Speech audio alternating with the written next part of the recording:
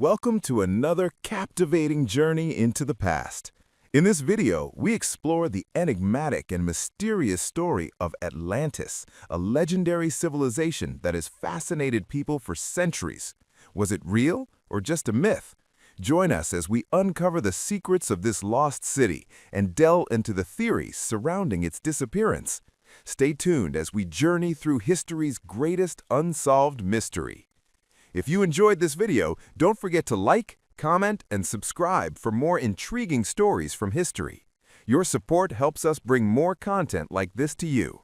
Let us know your thoughts in the comments below. Do you believe in Atlantis? Share your ideas with us. The Vikings were among the most fascinating and misunderstood peoples of medieval history.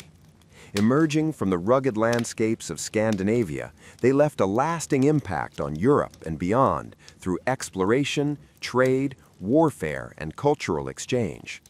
The Viking Age, traditionally dated from around 793 CE to 1066 CE, marked a transformative era in European history. However, to truly understand the Vikings, one must look beyond their famous raids and explore their origins, social structure, beliefs, and the conditions that gave rise to their expansion. This first part of Viking history focuses on their early roots, homeland, society, and the beginning of the Viking Age. The Vikings originated from Scandinavia, a region that today includes Norway, Sweden, and Denmark. This land was characterized by harsh winters, rocky soil, dense forests, and long coastlines. Agriculture was difficult, especially in Norway and Sweden, where arable land was limited. These environmental challenges shaped Viking society, forcing communities to become resilient, adaptable, and resourceful. Fishing, hunting, animal husbandry, and limited farming formed the backbone of their economy. Over time, the sea became their greatest ally, providing food, trade routes, and opportunities for exploration. Scandinavian society before the Viking Age was largely tribal and organized around small communities. Longhouses, large wooden structures that housed extended families, livestock, and storage areas under one roof. These longhouses were social centers where people worked, ate, and shared stories.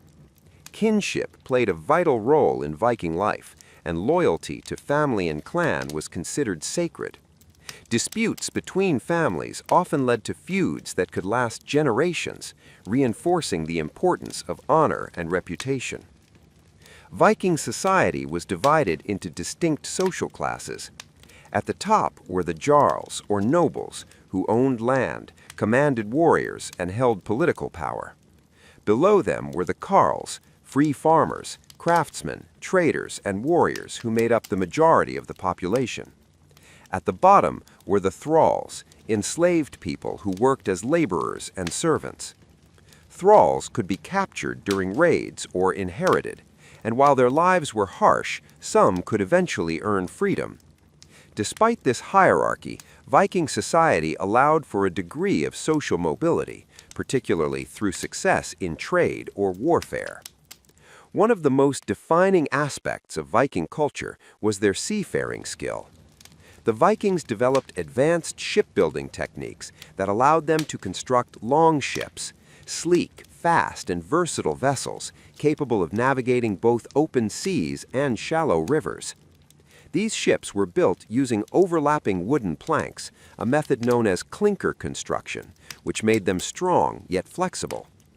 The longship became the symbol of Viking power and mobility, enabling them to travel vast distances with remarkable speed. Religion and belief played a central role in Viking life. Before the arrival of Christianity, the Vikings practiced a polytheistic religion rooted in Norse mythology. They worshipped gods such as Odin, the god of wisdom and war, Thor, the god of thunder and protector of humanity, and Frey, associated with fertility and prosperity. These gods were believed to influence everyday life, from harvests to battles. Rituals, sacrifices, and festivals were held to honor them, often at sacred groves or temples. The Viking worldview was shaped by a strong belief in fate, known as weird. According to this belief, a person's destiny was predetermined, but courage and honor determined how one faced that destiny. This outlook contributed to the Vikings' fearlessness in battle and exploration. Death was not feared, but embraced as part of life's journey, especially if it led to Valhalla, the Hall of the Slain, where warriors chosen by Odin would feast and fight eternally. Trade was another crucial element of early Viking society. Long before they became infamous raiders, the Scandinavians were active traders. They exchanged furs, amber, iron, and slaves for silver, silk, spices, and other luxury goods. Viking trade routes stretched from the Baltic Sea to the Byzantine Empire and the Islamic caliphates. Archaeological discoveries of Arabic silver coins, known as dirhams in Scandinavia, highlight the extensive reach of Viking commerce. The beginning of the Viking Age is traditionally marked by the raid on the monastery of Lindisfarne in 793 CE. Located off the coast of Northumbria in England, Lindisfarne was a wealthy religious center with little defense. The sudden and brutal attack shocked the Christian world and signaled the arrival of a new threat from the north. Monks recorded the event with horror, describing the Vikings as heathens sent by God as punishment for sins. This raid became a symbol of Viking aggression, though it was only one of many factors driving their expansion. Several reasons explain why the Vikings began raiding foreign lands. Population growth placed pressure on limited resources in Scandinavia, forcing people to seek wealth and land elsewhere. Political changes, including the rise of powerful chieftains and kings, created competition and conflict, pushing ambitious warriors to look abroad. Additionally, the wealth of monasteries and towns in Europe presented tempting targets, especially given their lack of defenses. Despite their violent reputation, Viking raids were often calculated and strategic rather than purely savage. Raiders targeted coastal areas and river systems, striking quickly and retreating before local forces could respond. Over time, these raids evolved into larger expeditions involving settlement and conquest. Vikings did not merely destroy, they also integrated, traded, and governed in the lands they reached. Women in Viking society held more rights and responsibilities than in many contemporary cultures. While men often went on raids or trading journeys, women managed households, farms, and finances. Viking women could own property, initiate divorce, and inherit wealth. Some historical and archaeological evidence suggests that women also played roles in religious rituals and, in rare cases, warfare. These aspects challenge the stereotype of Viking society as entirely male-dominated. Law and order in Viking communities were maintained through assemblies known as things. The thing was a gathering where free men discussed laws, resolved disputes, and made political decisions. These assemblies emphasized collective decision-making and legal processes, rather than centralized authority. Punishments for crimes ranged from fines to exile, with outlawry being one of the harshest penalties, as it stripped individuals of all legal protection. The oral tradition was vital to Viking culture. Stories, poems, and songs preserved history, genealogy, and moral values. Skalds, or poets, held respected positions in society, composing verses that praised heroes and commemorated events. These oral traditions were later written down in sagas, primarily in Iceland, providing invaluable insight into Viking life and beliefs. As the Viking Age dawned, Scandinavia began to change. Small chiefdoms gradually gave way to larger kingdoms, particularly in Denmark and Norway. Kings sought to consolidate power, often using Viking expeditions to reward followers with wealth and land. This political transformation played a significant role in shaping Viking expansion, as leaders used overseas success to strengthen their authority at home. The early Viking Age was not a sudden explosion of violence, but the result of centuries of cultural, economic, and environmental development. The Vikings were farmers, traders, craftsmen, and explorers long before they became raiders.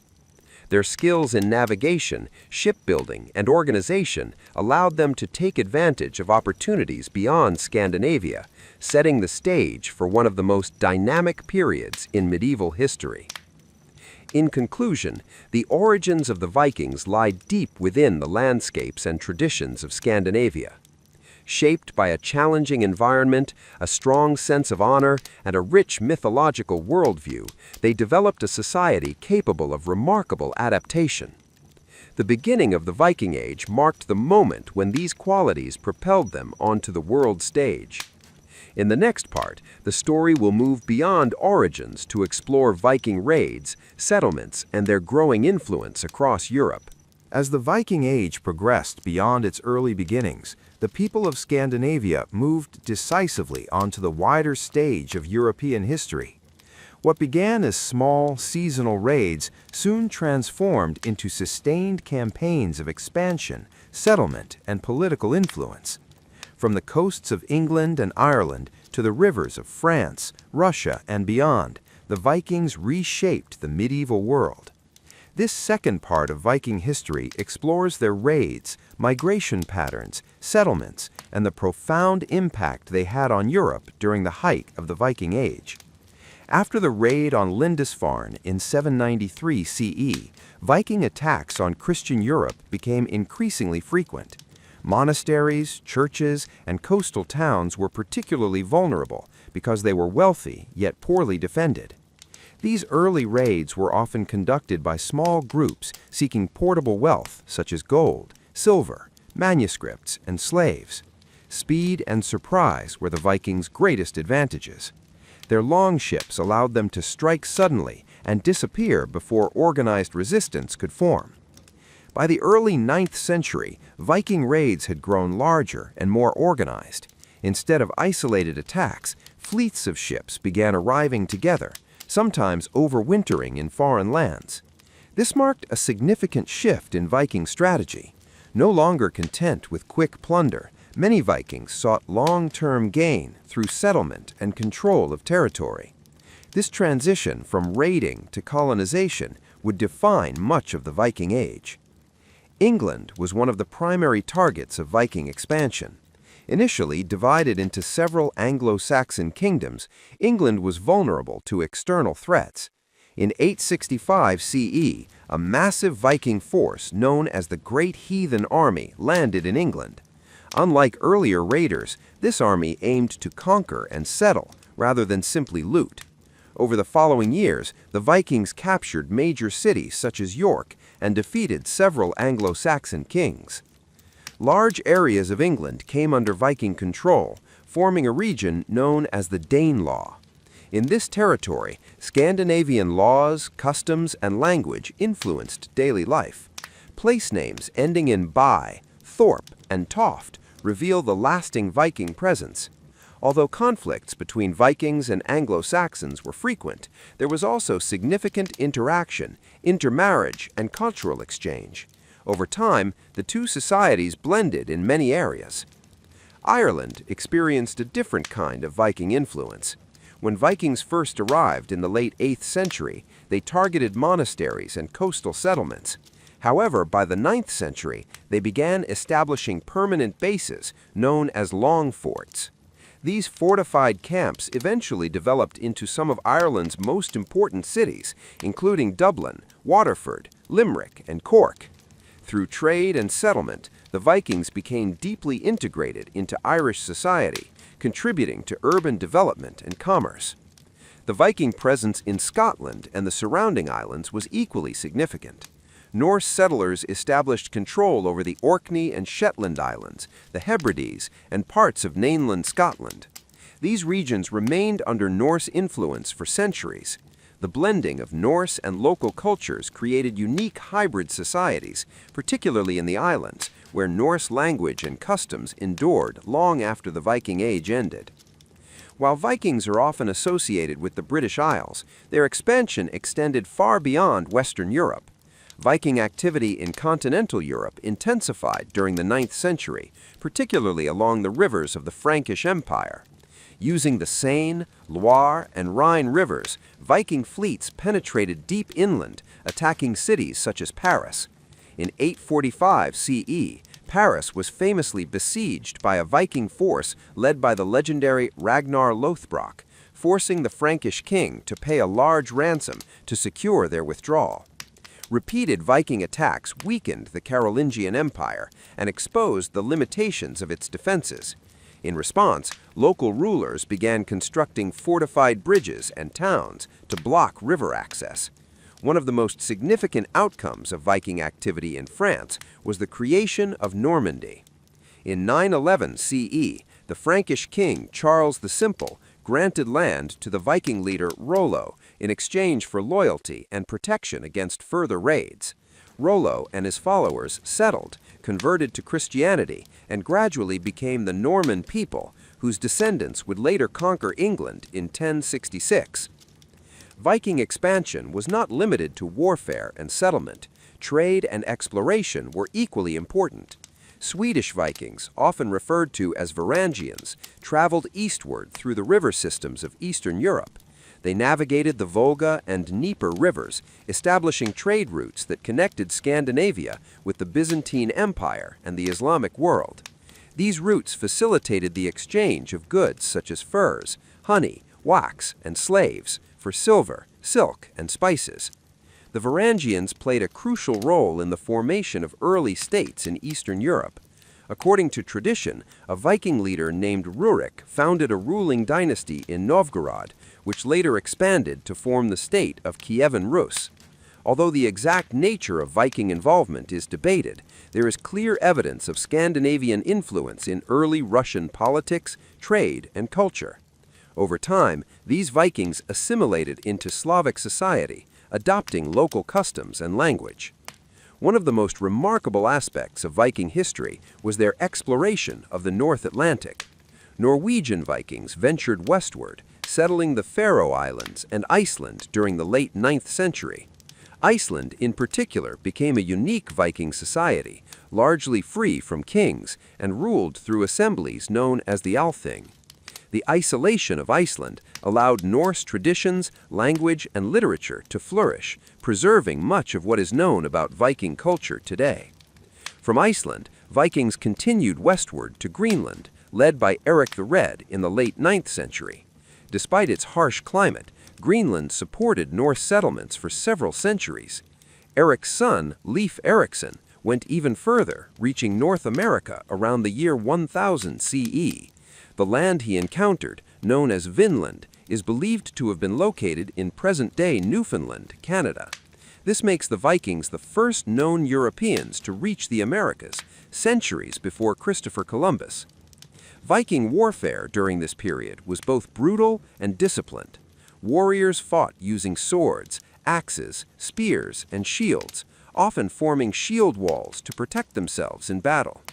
While popular culture often portrays Vikings as chaotic berserkers, historical evidence suggests that most Viking fighters were organized and tactical. Success in battle brought wealth, honor, and social advancement, reinforcing the warrior ethos of Viking society. Despite their reputation for violence, Vikings were also skilled administrators and rulers. In areas they settled, they established systems of governance, law, and taxation. Viking leaders often adapted to local traditions, ruling pragmatically rather than imposing rigid control. This flexibility helped them maintain power and stability in foreign lands. Religion continued to play an important role during this phase of expansion, but change was underway.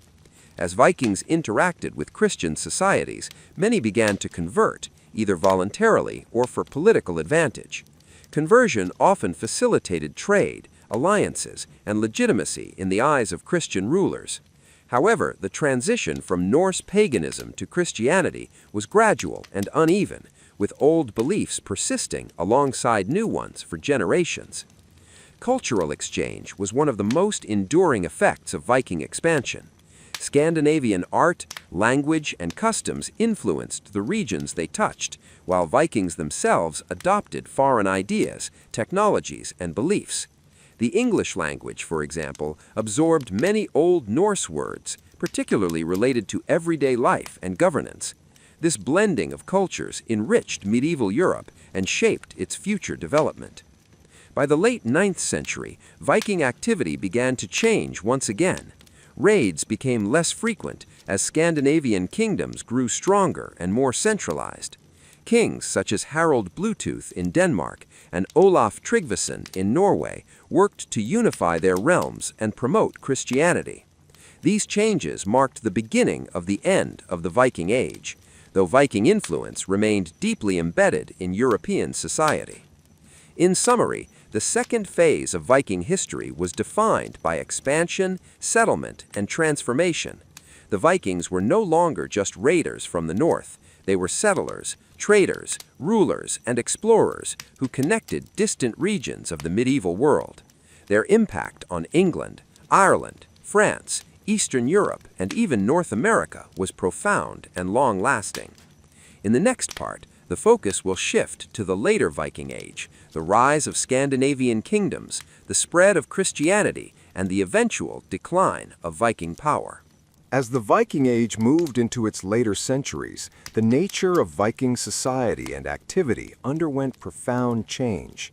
The era of loosely organized raids and independent war bands gradually gave way to centralized kingdoms, formal diplomacy, and religious transformation. By the late 10th and early 11th centuries, the Vikings were no longer merely feared raiders or adventurous settlers. They had become kings, rulers, and integral participants in the political and cultural life of medieval Europe. This final phase of the Viking Age was shaped by the rise of strong monarchies, the spread of Christianity, and the events that ultimately brought the Viking Age to an end. One of the most significant developments of the late Viking Age was the consolidation of political power in Scandinavia. Earlier Viking society had been dominated by local chieftains who ruled small territories and relied on personal loyalty rather than formal institutions. Over time, ambitious leaders began to unite these territories under single rulers, forming the foundations of modern Scandinavian states. In Denmark, Norway, and Sweden, kings emerged who sought to control land, levy taxes, and enforce laws across wider regions than ever before. In Denmark, the reign of Harald Bluetooth in the mid-10th century marked a turning point. Harald succeeded in uniting much of Denmark under his rule and played a crucial role in introducing Christianity to the region. He famously claimed to have made the Danes Christian, a statement commemorated on the Jelling stones, which stand as some of the most important monuments of the Viking Age. Harald's efforts to centralize authority and promote a new religion reflected broader changes sweeping through Scandinavian society. Norway experienced a similar process of unification, though it was often more violent and contested. Kings such as Harald Fairhair are traditionally credited with bringing large parts of Norway under a single crown. Later rulers, including Olaf Tryggvason and Olaf Haraldsson, later known as Saint Olaf, aggressively promoted Christianity and sought to break the power of local chieftains. Resistance was strong, and many communities clung to traditional beliefs, but over time, royal authority and Christian institutions became firmly established. Sweden's path towards centralization was slower and less dramatic, but it followed a comparable trajectory. Swedish rulers gradually extended their influence over trade centers and rural regions, often drawing wealth from the lucrative trade routes linking the Baltic Sea to Eastern Europe. As in Denmark and Norway, the growth of kingship in Sweden was closely tied to the adoption of Christianity and increased contact with the rest of Europe. The conversion to Christianity was one of the most transformative aspects of the late Viking Age. While early contacts with Christianity had occurred through trade and raids, widespread conversion did not begin until the 10th century. Missionaries from the Christian world, supported by Scandinavian kings, worked to replace the Old Norse religion with Christian beliefs. Conversion was not merely a spiritual matter, it was deeply political. By adopting Christianity, Viking rulers gained legitimacy, access to alliances, and recognition from powerful Christian kingdoms. The transition from paganism to Christianity was gradual and complex. For many people, old and new beliefs coexisted for generations. Norse gods continued to be honored privately, even as churches were built and Christian rituals adopted. Burial practices changed slowly, reflecting this blending of traditions. Pagan grave goods gave way to Christian burials, but traces of older customs remained. This religious transformation reshaped Viking culture, art, and identity. As Scandinavia became increasingly Christian, Viking activity abroad also changed. Raids on Christian monasteries became less acceptable, particularly when led by Christian kings. Instead, Scandinavian rulers focused on diplomacy, trade, and formal warfare. Viking warriors now fought as part of organized armies under royal command, rather than as independent raiders. This shift marked the integration of Scandinavian societies into the broader medieval European world. Despite these changes, Viking influence abroad remained strong during the late Viking Age. Nowhere was this more evident than in England. In the early 11th century, Danish kings renewed their ambitions across the North Sea. Sweyn Forkbeard launched successful campaigns against England, eventually becoming king in 1013. After his death, his son Canute the Great continued this legacy, establishing a vast North Sea empire that included England, Denmark, Norway, and parts of Sweden. Canute the Great represented the culmination of Viking power in Europe. Unlike earlier Viking leaders, Canute ruled as a Christian king, adopting many aspects of Anglo-Saxon governance. He worked closely with the church, issued laws, and sought to present himself as a legitimate and just ruler. Under his reign, England experienced a relative stability, demonstrating how far Viking society had evolved from its raiding origins. However, the North Sea Empire was fragile. After Canute's death in 35, his empire quickly fragmented due to internal conflicts and weak successors. The loss of centralized control marked the beginning of the decline of Scandinavian dominance in England. By the mid-11th century, the era of Viking kings ruling England was coming to an end.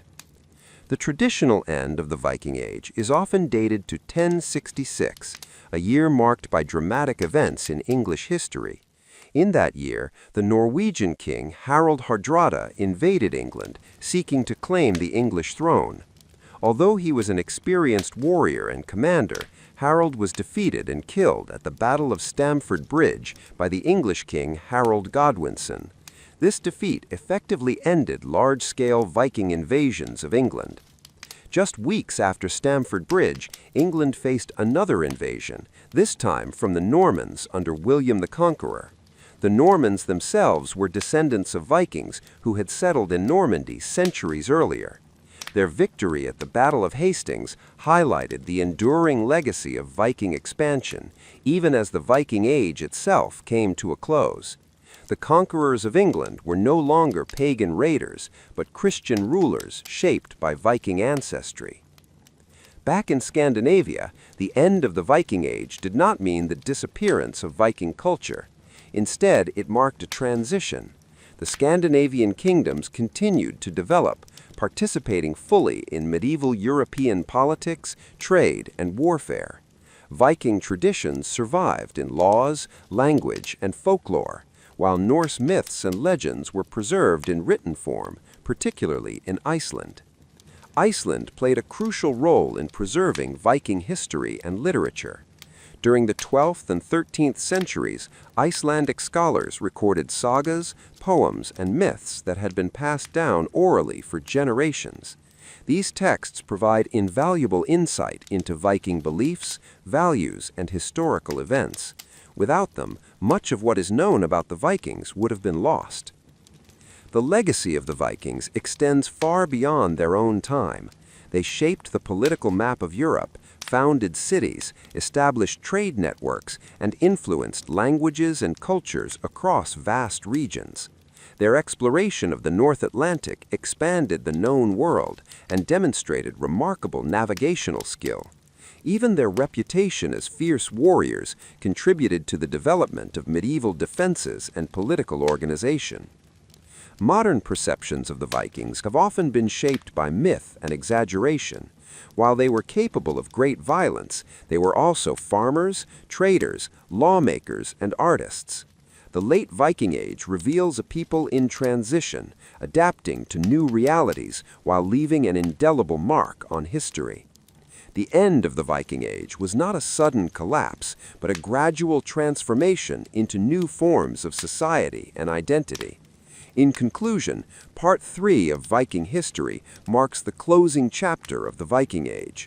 Through the rise of kingship, the spread of Christianity, and integration into medieval Europe, the Vikings evolved from raiders to rulers. The events of the 11th century signaled the end of an era, but the influence of the Vikings endured long after their longships ceased to dominate the seas. Their story remains one of resilience, adaptation, and lasting impact on the course of world history. Although the Viking Age formally ended in the 11th century, the influence of the Vikings did not disappear with the decline of their raids or the rise of Christian kingdoms in Scandinavia. Instead, Viking culture, traditions, and achievements became deeply woven into the fabric of European and global history. From language and law to exploration, art, and popular imagination, the legacy of the Vikings continues to shape the modern world. This final part explores how the Vikings were remembered, how their culture survived, and how their image evolved over time.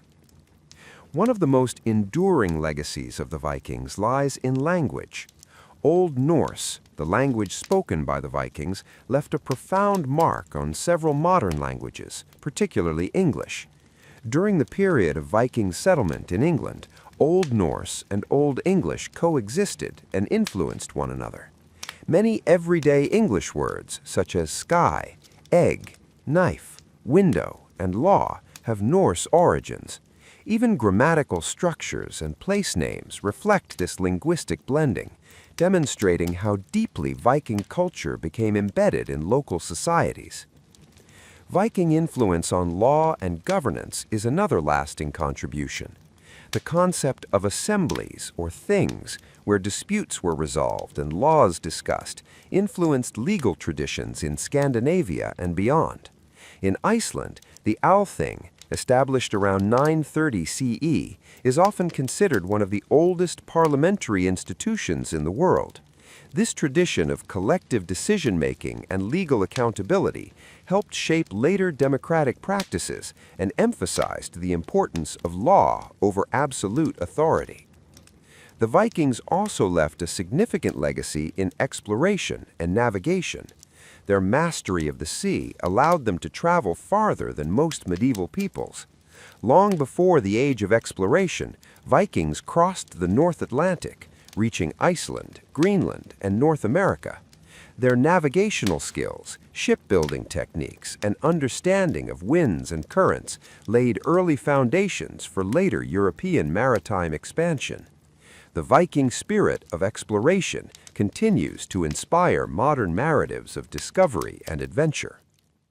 Art and craftsmanship were central to Viking culture, and their influence can still be seen today. Viking art was characterized by intricate patterns, animal motifs, and symbolic designs, often carved into wood, stone, or metal. These artistic traditions influenced medieval European art and continue to inspire modern design, jewelry, and architecture. Viking craftsmanship reflected both aesthetic beauty and practical function, demonstrating a sophisticated understanding of materials and form. Religion and mythology form one of the most powerful aspects of Viking legacy. Norse mythology, with its rich pantheon of gods, heroes, and monsters, has endured long after the decline of pagan worship.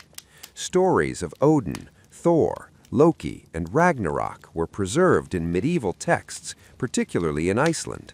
These myths have influenced literature, art, and philosophy for centuries, shaping how people understand concepts of heroism, fate, and the end of the world.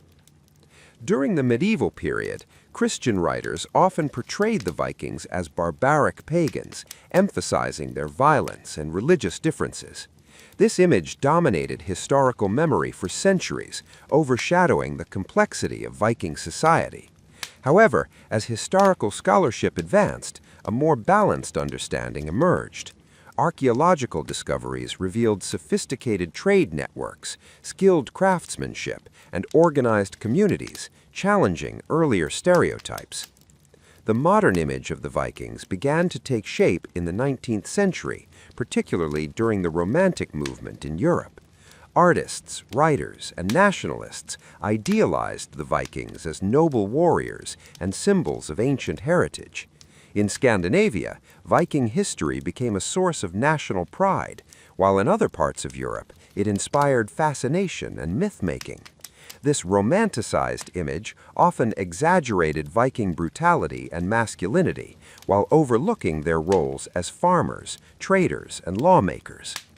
Popular culture in the 20th and 21st centuries further transformed the Viking image.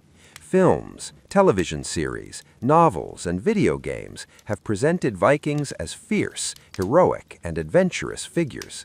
While these portrayals have brought Viking history to a global audience, they often blend fact and fiction.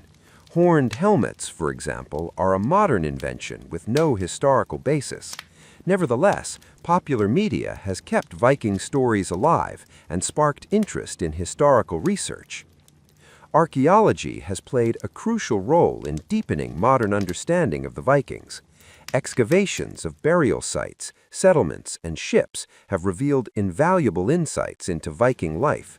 Discoveries such as the Oseberg and Gokstad ships revealed the sophistication of Viking shipbuilding, while burial goods highlighted social status, beliefs, and artistic expression.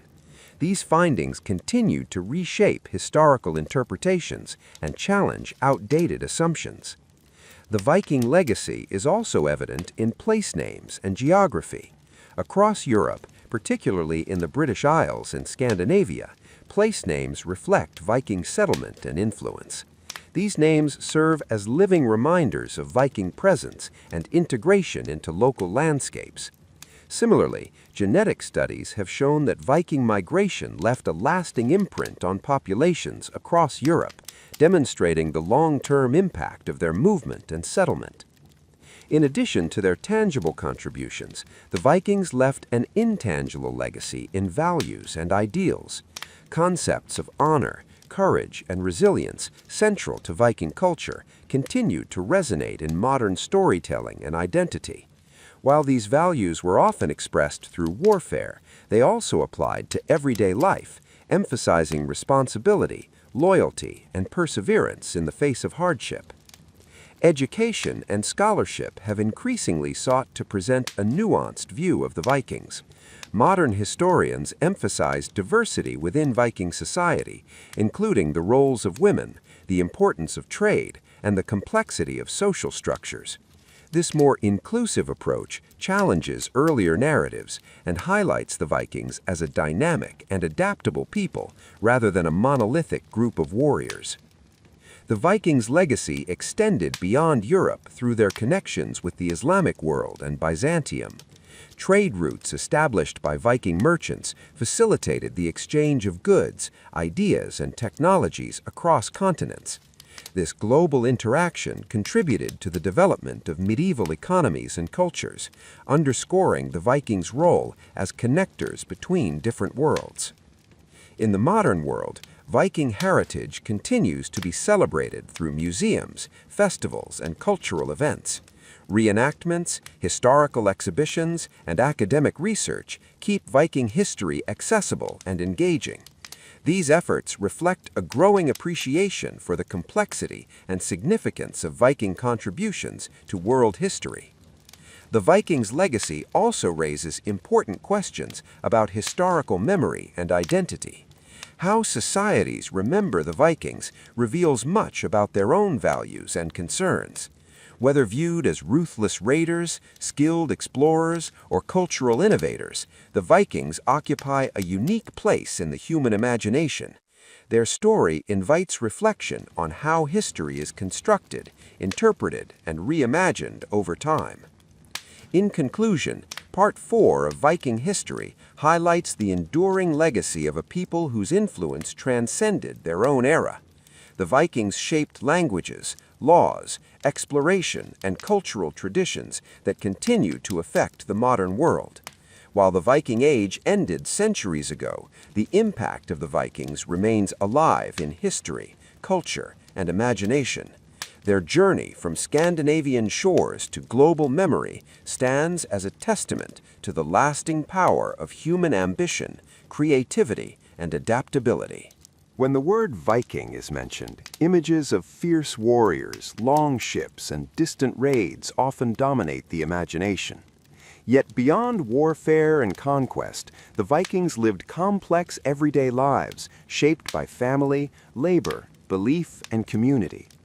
To truly understand who the Vikings were, it is essential to explore how they lived, worked, traded, and interacted with one another. This part focuses on Viking daily life, social organization, economic systems, and the human values that defined their society. Most Vikings were not warriors roaming the seas, but farmers rooted in their local communities. Agriculture formed the foundation of Viking life, even in the challenging environments of Scandinavia. Farmers grew crops such as barley, oats, and rye, while also raising livestock, including cattle, sheep, goats, pigs, and horses. Seasonal cycles dictated daily routines, and survival depended on careful planning, cooperation, and resilience. Farming communities worked collectively during planting and harvest seasons, reinforcing strong social bonds. The Viking home was centered around the longhouse, a multifunctional structure that served as living space, workplace, and shelter for animals. Longhouses were typically built from wood, turf, and stone, designed to withstand harsh winters. Inside, a central hearth provided warmth and light, while benches along the walls served as beds and seating. Life in the longhouse was communal, with extended families sharing space, food, and responsibilities. Family played a central role in Viking society. Kinship defined identity, loyalty, and social obligation. Children were raised within extended family networks and learned skills from a young age. Boys were trained in farming, hunting, and combat, while girls learned household management, weaving, and food preparation. However, these roles were not rigid, and evidence suggests flexibility depending on circumstances and status. Women in Viking society held more authority and independence than in many other medieval cultures. They managed households, controlled resources, and played key roles in economic life. Viking women could own property, inherit land, and initiate divorce under certain conditions. The keys worn by women symbolized their authority over the household. Some women also participated in trade, religious rituals, and possibly even warfare, challenging simplistic views of Viking gender roles. Marriage was both a personal and economic arrangement. Families negotiated marriages to strengthen alliances, secure land, or resolve disputes. While marriages were arranged, women had recognized rights within them. Divorce was possible for reasons such as abuse, neglect, or incompatibility, and divorced women retained control over their property. These legal protections reflect a society that valued balance and order within family life. Viking clothing was practical yet expressive. Men and women wore garments made from wool and linen, often dyed in bright colors. Clothing styles varied by region and status, with wealthier individuals displaying elaborate jewelry and finely crafted accessories.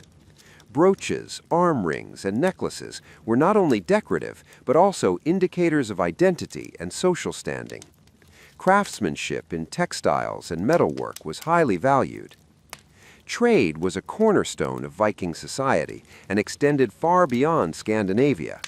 Vikings established vast trade networks connecting northern Europe with the Mediterranean, the Islamic world, and Central Asia. Goods such as furs, amber, iron, timber, walrus ivory, and slaves were exchanged for silver, silk, spices, glassware, and coins. These trade routes enriched Viking communities and exposed them to diverse cultures and ideas. Markets and trading towns became important centers of economic activity.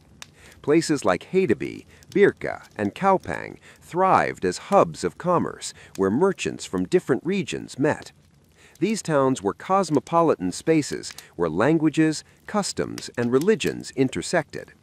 Trade fostered innovation and helped integrate Viking societies into the wider medieval economy. Slavery was an accepted but harsh reality of Viking life. Thralls, or enslaved people, were captured during raids or inherited through family lines. They performed labor-intensive tasks such as farming, construction, and domestic work. While their lives were difficult, some thralls could earn freedom or be integrated into society over time. Slavery played a significant role in the Viking economy and trade system. Law and justice were fundamental to maintaining order in Viking communities. Legal disputes were addressed through assemblies known as things, where free men debated cases and enforced laws. These gatherings emphasized consensus and compensation rather than punishment. Fines were commonly used to resolve conflicts, reflecting a legal culture focused on restoring balance rather than imposing absolute authority. Honor was one of the most important values in Viking society. Reputation determined social standing and influenced relationships, alliances, and opportunities. Acts of bravery, generosity, and loyalty enhanced honor, while cowardice and betrayal brought shame. This emphasis on honor shaped behavior both in daily life and in conflict, reinforcing social cohesion and accountability. Warfare, though not central to everyday life for most Vikings, was an accepted and respected activity. Warriors trained with weapons such as swords, axes, spears, and shields.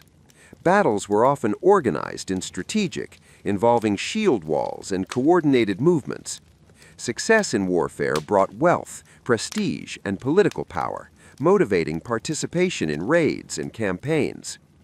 Religious belief permeated daily life.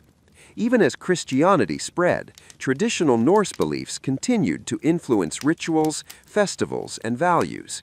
Seasonal celebrations marked agricultural cycles, while sacrifices sought favor from the gods. Spiritual practices were deeply personal and communal, reinforcing connections between people, nature, and the divine. Education in Viking society was informal and practical. Knowledge was passed down through oral tradition, storytelling, and hands-on learning. Sagas, poems, and myths preserved history, moral lessons, and cultural identity. Skalds, or poets, were respected figures who played a key role in maintaining collective memory. Children were valued as future contributors to family and society. From an early age, they were taught skills essential for survival and participation in community life. While childhood was demanding, it was also integrated into social life, with children learning through observation and experience rather than formal schooling. Health and medicine relied on herbal remedies, traditional knowledge, and spiritual practices. Healers used plants, charms, and rituals to treat illness and injury. While medical knowledge was limited, practical experience and community care helped sustain populations in challenging environments. The Viking economy was diverse and adaptable. In addition to farming and trade, Vikings engaged in fishing, hunting, metalworking, woodworking, and shipbuilding. These skills supported both local needs and long-distance ventures. Economic success depended on cooperation, innovation, and access to resources.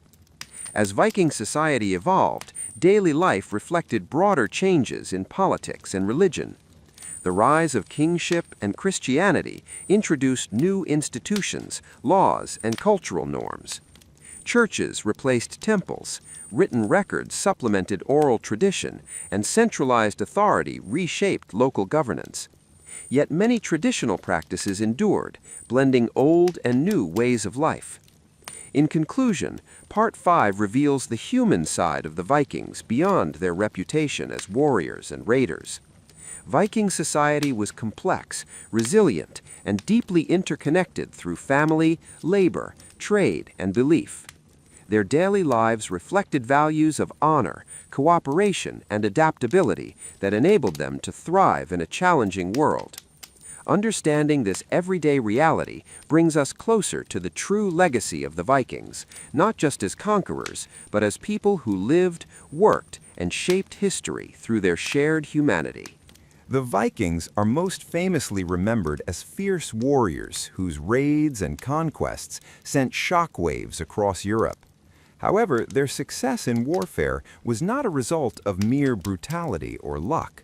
It stemmed from a sophisticated military culture, strategic planning, advanced weaponry, and exceptional seafaring skills. From organized raiding parties to full-scale campaigns, the Vikings demonstrated tactical ingenuity that allowed them to dominate both land and sea. This part explores the details of Viking warfare, their weapons, naval power, training, and the social and cultural factors that made them formidable opponents. Viking warfare was deeply embedded in their social structure and values. Unlike some contemporary societies that relied solely on professional armies, Viking military service was closely tied to status, honor, and obligation. Free men were expected to participate in defense and raiding, and the ability to fight effectively enhanced personal reputation. For many, warfare was both a practical necessity, securing wealth and land, and a cultural ideal, a way to demonstrate bravery and loyalty. The typical Viking warband was organized along kinship and loyalty lines, with leaders known as jarls or chieftains commanding groups of warriors. While small-scale raids could involve only a few dozen men, larger campaigns, such as the Great Heathen Army in England, involved thousands of warriors. These forces operated with discipline and coordination, using tactics that took advantage of mobility, surprise, and knowledge of local terrain. Raiding was central to Viking warfare. The Vikings preferred swift, unexpected attacks aimed at high-value targets, such as monasteries, towns, and trade centers. Their longships enabled them to approach by sea and retreat quickly, often before local forces could mobilize. The use of rivers and estuaries allowed Vikings to penetrate deep into enemy territory, attacking inland settlements and bypassing traditional fortifications. This strategy relied on intelligence, reconnaissance, and precise execution. Longships were the backbone of Viking naval power.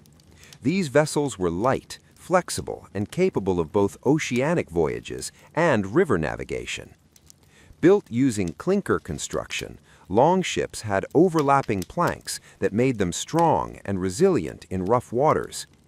Their shallow drafts allowed Vikings to land directly on beaches or sail upriver, giving them strategic mobility that few enemies could match. The ships could carry warriors, horses, and supplies, making them essential for both raiding and colonization. Viking weaponry reflected practicality, skill, and status.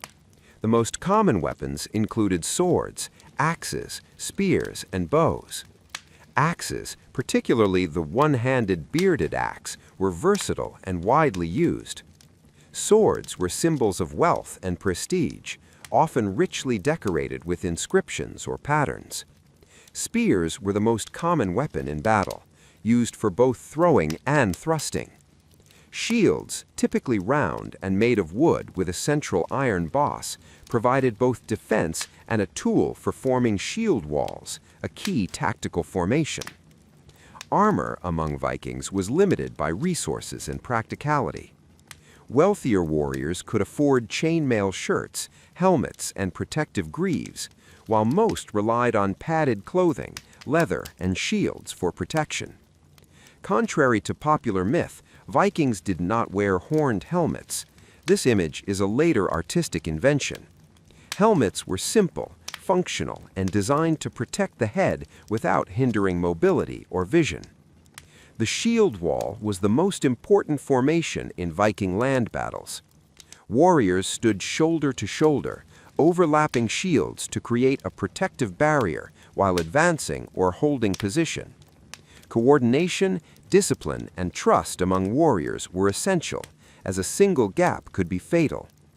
Shield walls could absorb charges, resist cavalry, and provide a base from which to launch counterattacks. This tactic demonstrated that Viking warfare was organized, strategic, and methodical. Vikings also employed psychological tactics to intimidate opponents. The sudden appearance of a fleet, the sound of war horns, and the fierce demeanor of warriors could unsettle enemies even before combat began.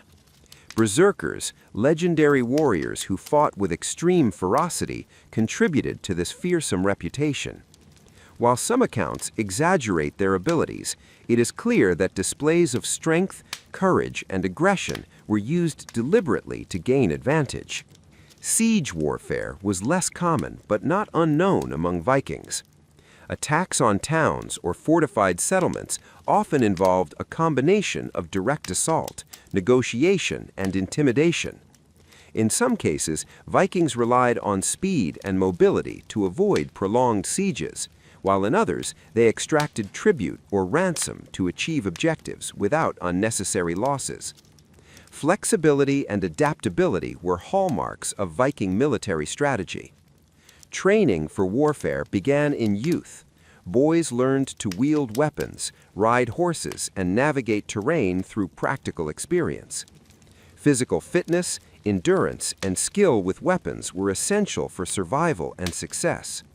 Training was integrated into everyday life, with hunting, farming, and other activities providing opportunities to develop agility, strength, and coordination. This preparation ensured that even ordinary farmers could become capable warriors when called upon. Leadership and loyalty were central to Viking military success.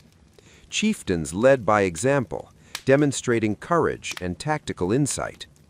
Warriors swore loyalty to their leaders, often formalized through oaths or pledges. Reward and recognition reinforced loyalty, with wealth from raids or campaigns distributed according to rank and contribution. This system maintained cohesion and morale, even under difficult circumstances. The Vikings' approach to warfare was not merely reactive, they actively sought opportunities for expansion. Strategic planning, intelligence gathering, and diplomatic maneuvering were essential components of campaigns.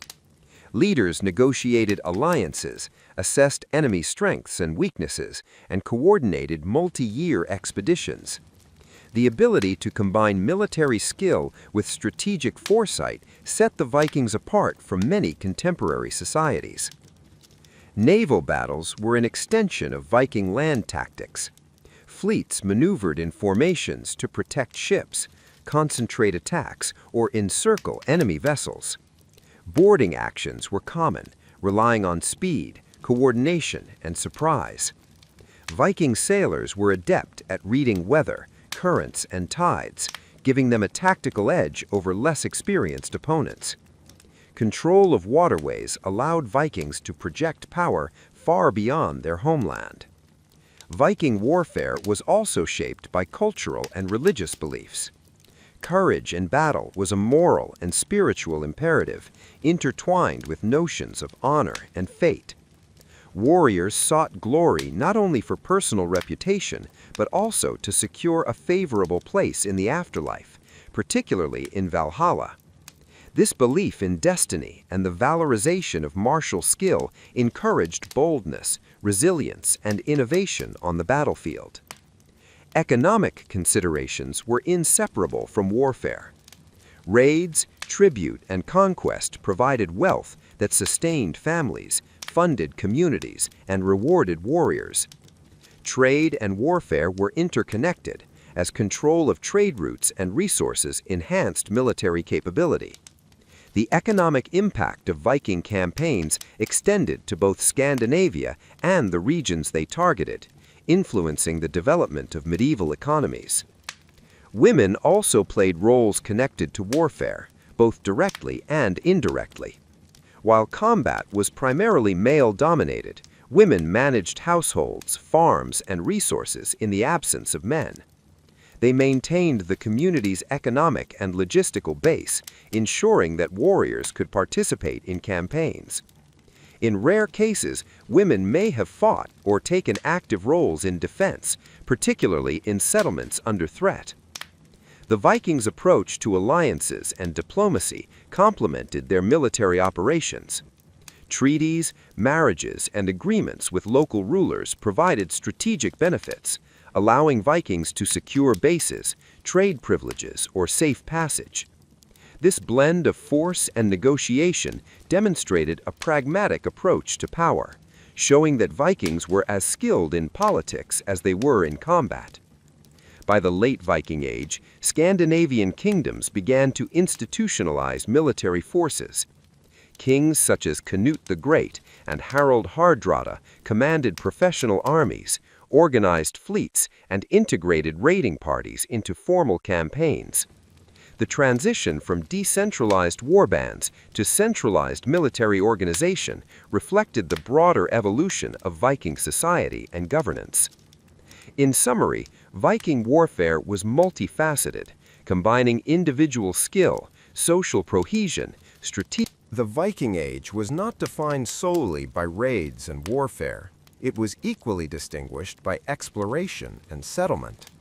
From the fjords and islands of Scandinavia, Vikings pushed into unknown seas, seeking new lands, trade opportunities, and resources. Their maritime expertise allowed them to cross vast distances, discovering and colonizing islands and territories far from their homelands. This part explores the Vikings' explorations, their colonization of Iceland, Greenland, and North America, and the broader impact of their North Atlantic expansion. The Viking drive for exploration was shaped by geography, population pressures, and economic opportunity. Scandinavia, with its limited arable land, harsh winters, and rugged terrain, could not always sustain growing populations. As a result, many young men and families looked abroad for land, wealth, and adventure. The sea, rather than being a barrier, became a highway for these endeavors. Skilled navigators used the sun, stars, wind, and currents to reach distant shores, demonstrating remarkable maritime knowledge. Iceland was among the first major destinations for Viking colonists in the North Atlantic. Settled during the late 9th century, Iceland offered fertile land, abundant fish, and timber from driftwood.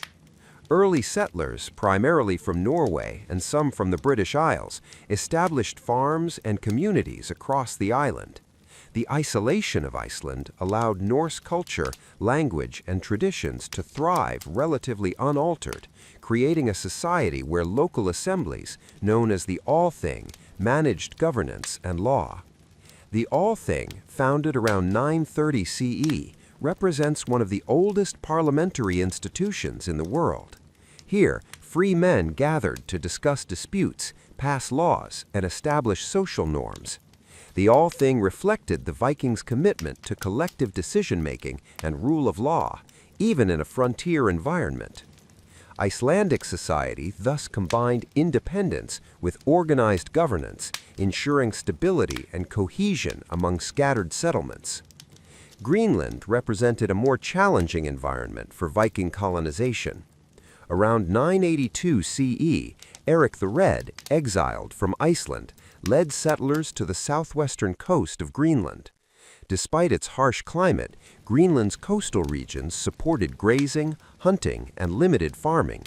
Settlers established two main communities, the eastern and western settlements, linked by trade and cultural ties with Iceland. These settlements endured for centuries, relying on livestock, fishing, and the occasional import of iron, timber, and other resources from Europe. Greenland's Norse communities were remarkable for their adaptability. Settlers used driftwood and local materials to build homes, boats, and tools, demonstrating ingenuity in a resource-scarce environment. They hunted seals, walruses, and caribou, traded furs and ivory, and maintained links with Iceland and mainland Europe. Despite isolation, these communities remained culturally connected to the broader Norse world. The westward expansion culminated in the Norse discovery of North America. Around the year 1000 CE, Leif Erikson, son of Eric the Red, sailed to lands west of Greenland, reaching a region known as Vinland. Archaeological evidence, including the site at Lonso Meadows in Newfoundland, confirms the presence of Norse settlers in North America centuries before Columbus. Vinland offered fertile land, timber, and resources previously scarce in Greenland and Iceland. Norse settlement in North America was limited and temporary. Factors such as distance, conflict with indigenous peoples, and logistical difficulties made long-term colonization challenging. Nevertheless, these expeditions illustrate the Vikings' extraordinary navigational skill, courage, and ambition. They represent the earliest known European presence in the Americas, highlighting the Vikings' role as pioneers in global exploration. Viking exploration extended beyond permanent settlement. Their maritime networks connected Europe with the North Atlantic islands, the British Isles, and even the Mediterranean and Eastern Europe. Swedish Vikings, or Varangians, traveled eastward along rivers such as the Volga and Dnieper, establishing trade networks with the Byzantine Empire and Islamic caliphates. These routes facilitated the exchange of silver, silk, furs, and other valuable commodities, demonstrating the Vikings' dual role as explorers and traders. The North Atlantic expansion also had cultural and demographic implications. Iceland and Greenland became repositories of Norse traditions, language, and law. Stories, sagas, and historical accounts were preserved orally and later written down, providing modern historians with rich sources of knowledge about Viking life, exploration, and belief systems. These narratives emphasized bravery, discovery, and the challenges of frontier living, reinforcing cultural identity across generations. Viking settlements in the North Atlantic were largely self-sufficient, yet trade remained essential. Iceland imported timber, iron, and luxury goods, while Greenland relied on occasional shipments for critical resources. Surplus products such as furs, walrus ivory, and fish were exported to European markets. This trade ensured economic stability and connected remote colonies with the broader Norse world. The social structure of these settlements mirrored that of mainland Scandinavia. Communities were organized around family units, with free men, women, and thralls performing necessary roles for survival. Leadership was based on social status, experience, and consensus. Assemblies provided a forum for dispute resolution, lawmaking, and coordination of defense, illustrating the integration of governance and community in frontier conditions. Viking exploration fostered technological and navigational innovation. The design of longships, the use of sails and oars, and knowledge of wind and currents enabled journeys across unpredictable waters. Navigational techniques included observation of bird migration, wave patterns, and landmarks. The combination of technology and skill allowed Vikings to undertake voyages that were unparalleled in their time. Conflict was inevitable during expansion. Encounters with indigenous peoples, rival Norse groups, or competing European interests sometimes led to skirmishes and defensive measures. Vikings adapted tactics to new environments, using knowledge of local terrain, fortifications, and maritime mobility to their advantage. These encounters tested resilience, diplomacy, and military skill, shaping the character of frontier communities. Religion continued to influence Viking expansion. Pagan beliefs provided motivation, ritual, and cultural cohesion among settlers. With the gradual spread of Christianity, missionaries accompanied some expeditions, facilitating conversion and integration into European networks. In Iceland and Greenland, Christianity was adopted alongside traditional practices, blending old and new ways of life. Viking exploration also had ecological and environmental consequences. Settlement led to the clearing of forests for farmland, the introduction of livestock, and the impact on local wildlife. Norse settlers adapted to local climates, modifying farming techniques and diet. These environmental adaptations reflect the Vikings' pragmatism toward survival and their ability to thrive in diverse and challenging landscapes. The broader impact of North Atlantic expansion was both cultural and historical. Icelandic sagas and Greenlandic accounts preserved knowledge of voyages, settlements, and encounters. These narratives informed later European exploration, inspiring a tradition of curiosity and ambition. The Viking presence in the North Atlantic bridged the gap between Europe and the wider world, extending the influence of Scandinavian culture across oceans. Over time, North Atlantic settlements faced decline due to climate change, isolation, and shifting economic conditions.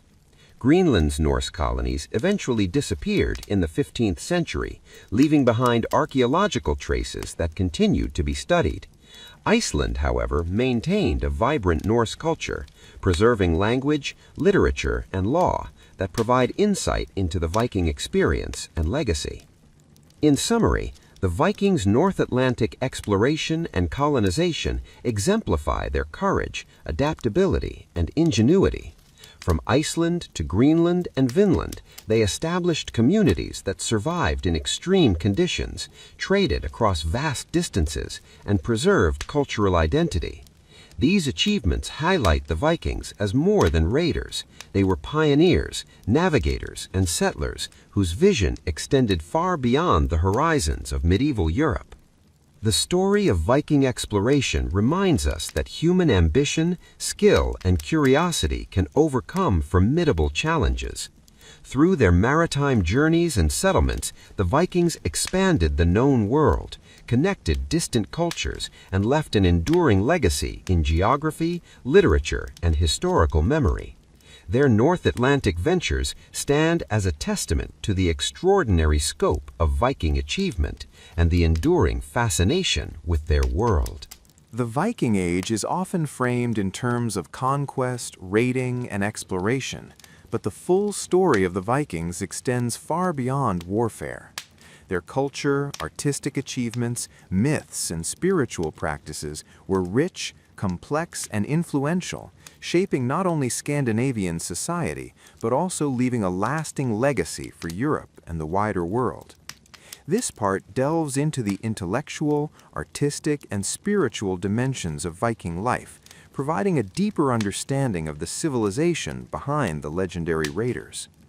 Viking culture was rooted in a combination of practical skills, communal values, and artistic expression. Daily life demanded ingenuity and adaptability, from farming and seafaring to crafting tools, clothing, and weapons. Yet alongside this practicality, Vikings invested considerable effort into art, literature, and ceremonial practices.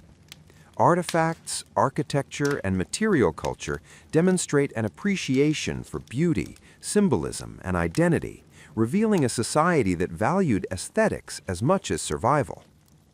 The artistic traditions of the Vikings were highly distinctive.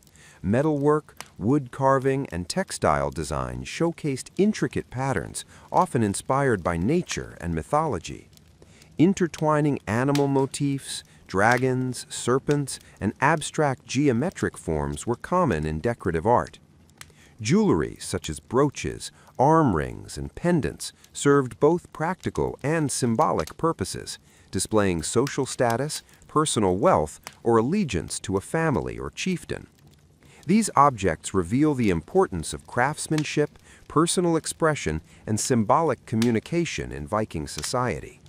Viking architecture reflected both function and creativity. Longhouses, communal halls, and ceremonial structures were designed to meet practical needs while incorporating aesthetic details. Carved wooden posts, doorways, and roof beams often displayed patterns and symbols that conveyed status, protection, or spiritual significance. Coastal fortifications and bridges combined engineering with cultural expression, demonstrating the Vikings' ability to integrate artistry and utility in everyday life. Storytelling was a cornerstone of Viking intellectual life. Oral tradition preserved history, legends, and cultural values long before widespread literacy. Sagas and Eddic poetry recounted heroic deeds, genealogies, battles, and voyages, blending myth and historical memory. Skalds, the poets and storytellers, held high social status, using language, rhythm, and memory to entertain, educate, and inspire. Their work ensured that knowledge, morality, and cultural identity were transmitted across generations. Viking mythology provided the framework for understanding the world. Norse cosmology was rich, featuring a pantheon of gods such as Odin, Thor, Freya, and Loki. These deities represented natural forces, human emotions, and moral concepts, offering lessons and guidance. Creation myths, tales of heroic exploits, and apocalyptic visions such as Ragnarok shaped ethical, spiritual, and social norms. Mythology permeated ritual, daily life, and cultural identity, influencing art, poetry, and material culture. Ritual and spiritual practice were integral to Viking life. Norse religion emphasized reciprocity with the divine, respect for nature, and the importance of ancestors. Offerings, sacrifices, and feasts sought favor from gods, spirits, and land spirits. Sacred sites, often near natural features such as groves, rivers, or mountains, served as locations for ceremonies. These practices reinforced communal bonds, moral obligations, and a sense of order in a world that could be unpredictable and harsh. Viking burial customs reflect both religious beliefs and social structures. Elaborate ship burials, mound graves, and richly furnished tombs indicate the importance of status, legacy, and the afterlife. Grave goods, including weapons, jewelry, tools, and household items, suggest a belief in continuity beyond death, where the deceased required the same resources and symbols of identity as in life. These burials also serve as a window into Viking values, hierarchy, and craftsmanship. Intellectual achievements in Viking society extended beyond poetry and myth.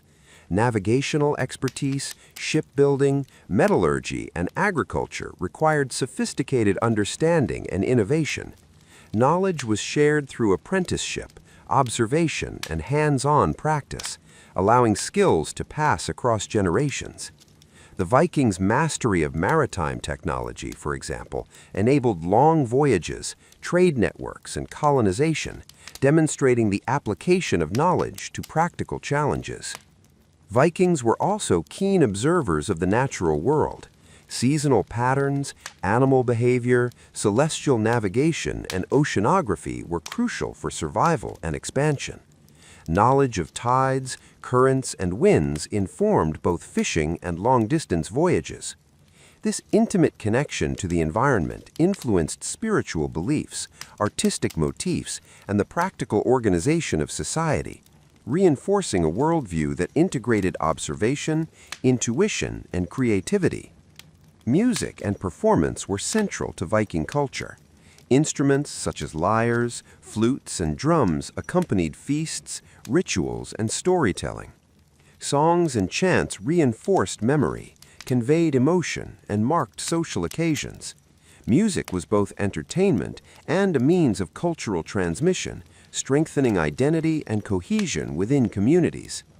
Education in Viking society was practical and holistic. While formal schooling was limited, knowledge was disseminated through family, mentorship, craft, and oral tradition. Children learned farming, seafaring, crafting, combat, and poetry in tandem, integrating physical, intellectual, and cultural training. This approach produced individuals capable of contributing to survival, economy, and cultural continuity. Trade and cultural exchange further enriched Viking intellectual and artistic life. Contact with the British Isles, France, the Mediterranean, and the Islamic world introduced new technologies, motifs, and ideas. Silver coins, textiles, glass, and exotic goods were not only practical, but inspired artistic innovation and social status display. These exchanges fostered a cosmopolitan awareness, integrating foreign elements into local culture. Women contributed significantly to cultural and spiritual life. They managed households, oversaw education, participated in rituals, and produced textiles and art. Some women acted as priestesses or seercesses, mediating between the human and spiritual worlds. Their influence extended to family, community, and ceremonial spaces, underscoring the interconnectedness of social, spiritual, and cultural life. Viking religion began to transform with the gradual spread of Christianity, particularly from the 10th century onward. Missionaries, trade contacts, and political alliances introduced Christian beliefs, which coexisted with traditional Norse practices for generations. The resulting cultural synthesis influenced art, law, literature, and ritual. Churches, crosses, and Christian burials appeared alongside pagan symbols, reflecting the Vikings' adaptability and pragmatism in integrating new ideas. Despite external influences, Norse myths and legends continued to shape cultural identity. Sagas preserved memory of ancestral deeds, heroic challenges, and moral lessons. These texts provided continuity, reinforcing social norms and inspiring courage, loyalty, and resilience. Viking literature is remarkable for its blend of historical observation, moral instruction, and imaginative storytelling. Viking art and myth also informed material culture. Symbols derived from mythology appeared on weapons, jewelry, and household items. Dragons, serpents, and gods were represented in carving, embroidery, and metalwork. These motifs communicated identity, protection, and belief, bridging aesthetic and spiritual dimensions of life. Communal life was central to Viking culture. Feasts, assemblies, and festivals reinforced social cohesion, allowed collective decision-making, and celebrated achievement. These gatherings provided occasions for storytelling, music, and ritual, blending enjoyment, instruction, and spiritual reflection. They strengthened the bonds between individuals, families, and communities, ensuring stability and continuity in both ordinary and extraordinary circumstances. In conclusion, Viking culture was rich, multidimensional, and enduring. Beyond their reputation as raiders, the Vikings were artists, poets, navigators, and thinkers. Their myths, art, rituals, and intellectual traditions reveal a society that valued beauty, knowledge, and spiritual understanding. The integration of practical skills with cultural and spiritual expression created a legacy that influenced subsequent European societies and continues to captivate the modern imagination. The Vikings' cultural achievements remind us that behind the legendary longships and battles exist. While the image of Vikings as fierce raiders dominates popular imagination, their presence in Europe encompassed far more than violence and conquest. From the British Isles to France, the Holy Roman Empire, and even the Mediterranean, the Vikings interacted with European societies through trade, settlement, diplomacy, and warfare. Over time, these interactions transformed not only the regions they touched, but also the Vikings themselves. This part explores how Viking engagement with Europe shaped political structures, cultural exchanges, and long-term historical legacies. Viking contact with Europe began in the late 8th century with the infamous raid on the Lindisfarne Monastery in 793 CE. This event shocked the Christian world, marking the beginning of sustained Viking influence. Early raids targeted monasteries, towns, and coastal settlements, exploiting weak defenses and the element of surprise. However, while initial encounters emphasized plunder, the Vikings soon demonstrated an ability to integrate into European political and economic networks. In the British Isles, Vikings both disrupted and contributed to local society. Norse raiders initially focused on coastal monasteries and towns, but over time they established permanent settlements. In eastern England, the Danelaw emerged as a semi-autonomous region governed by Norse law and customs. The Danelaw allowed Vikings to maintain their cultural identity while engaging in trade, agriculture, and governance. Towns such as York became centers of Norse settlement and commerce, reflecting the blending of Viking and Anglo-Saxon traditions. Viking influence in Ireland was equally transformative. Vikings established coastal towns, including Dublin, Wexford, Waterford, and Limerick, which became important trading hubs. These settlements facilitated economic integration, cultural exchange, and political interaction between Vikings and native Irish rulers.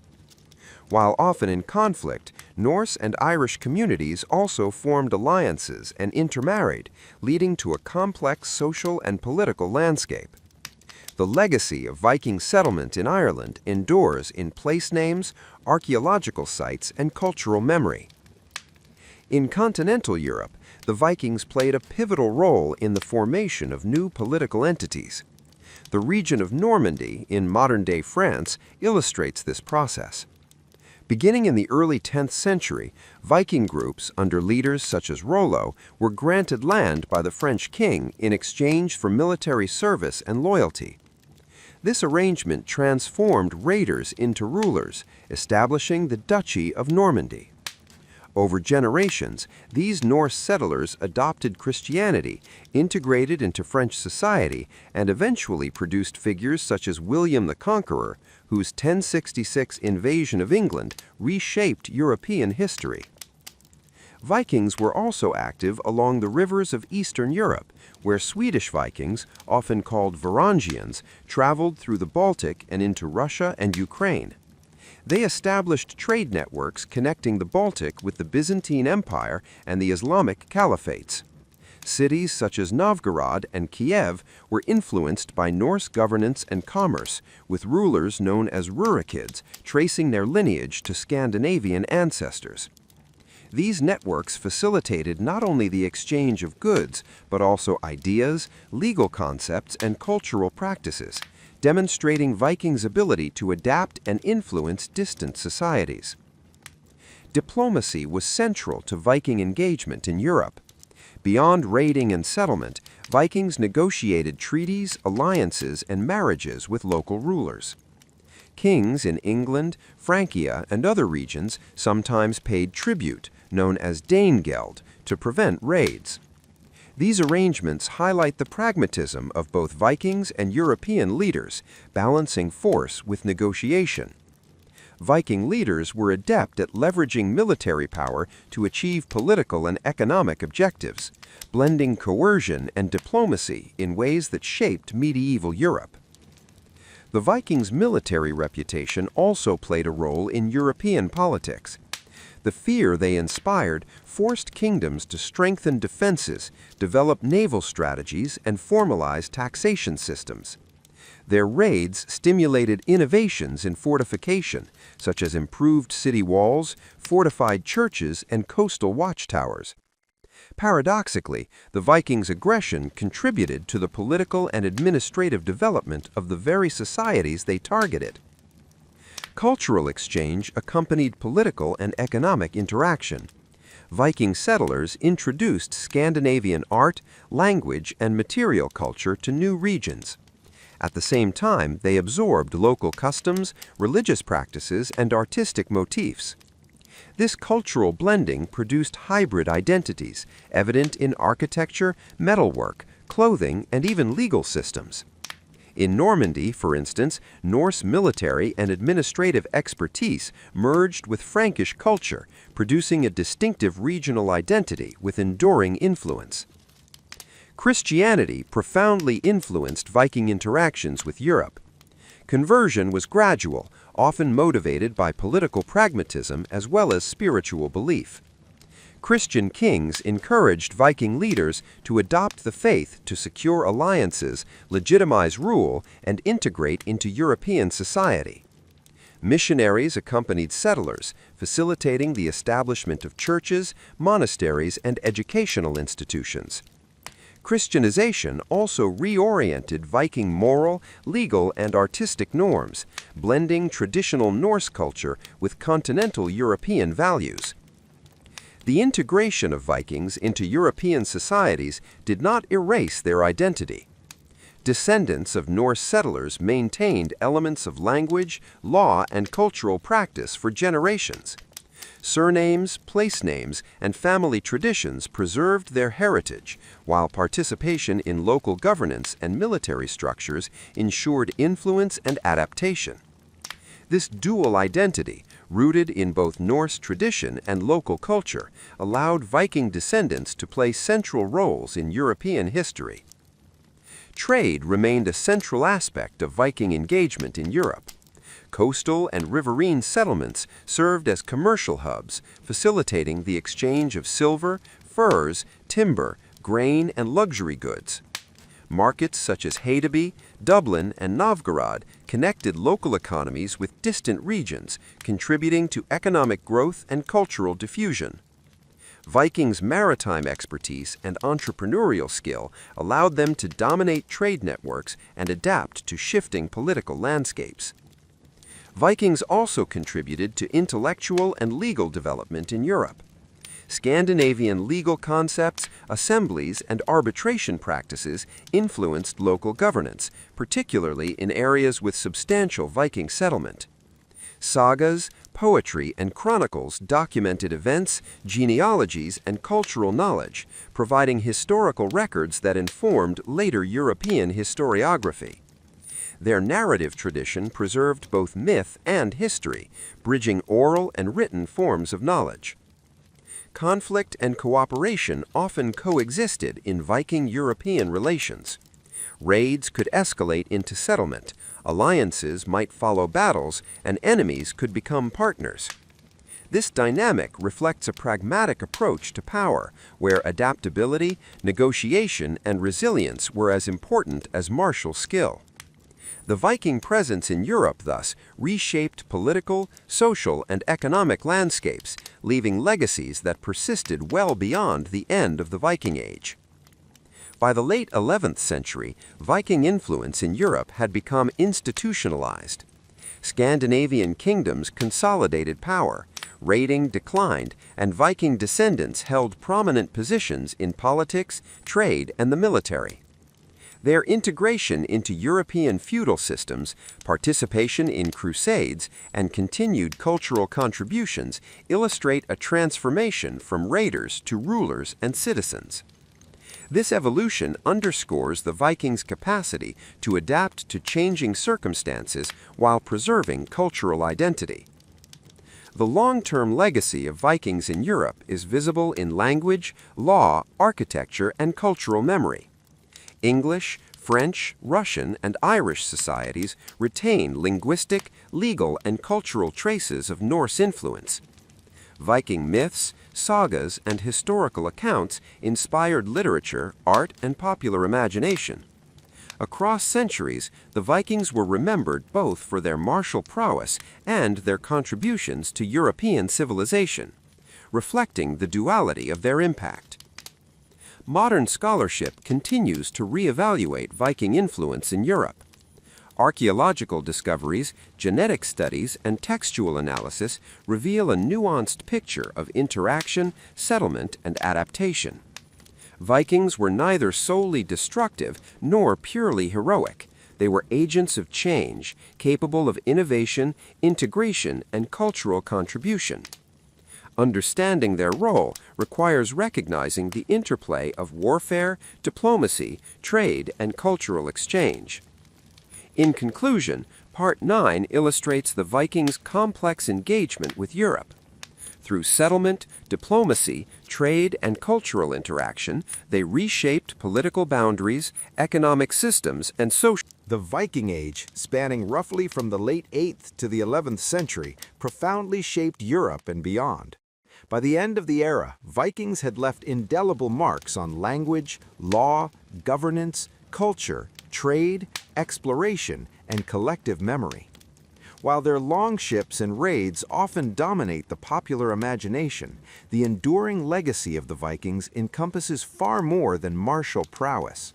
It is found in the societies they influenced, the myths they created, the settlements they established, and the cultural and intellectual traditions they transmitted across continents. Part 10 examines the comprehensive legacy of the Vikings and how their influence continues to resonate in the modern world. One of the most visible aspects of Viking legacy is language.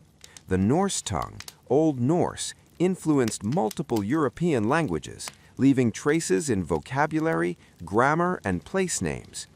In England, Old Norse words entered English during the period of the Danelaw, shaping terms like sky, egg, window, and law. Scandinavian words also spread into French, Russian, and Gaelic, reflecting the geographic breadth of Viking activity. Place names such as York, Dublin, Normandy, and Reykjavik testified to Viking settlement, offering living evidence of their linguistic and cultural imprint. The Vikings' legal and political influence remained significant. The concept of the thing, or assembly, provided a framework for governance based on discussion, consensus, and accountability. In Iceland, the Althing became one of the world's earliest parliamentary institutions. Scandinavian legal traditions influenced neighboring regions through settlement, conquest, and integration. By codifying laws and emphasizing communal justice, Vikings contributed to the evolution of European governance and the rule of law, providing models that would endure for centuries. Trade and economic networks established by Vikings transformed Europe's commercial landscape. Scandinavian merchants connected the North Sea, Baltic, and Atlantic with the Mediterranean and the Islamic world, exchanging goods such as silver, furs, timber, and textiles. Cities like Hedeby, Birka, Dublin, and Novgorod flourished as centers of commerce. Viking traders and settlers fostered economic integration, introducing new technologies, currencies, and practices. These networks facilitated cultural exchange and helped shape the development of medieval European economies. Exploration and settlement are perhaps the most remarkable aspects of Viking legacy. From Iceland and Greenland to Vinland in North America, the Vikings ventured farther than any European society of their time.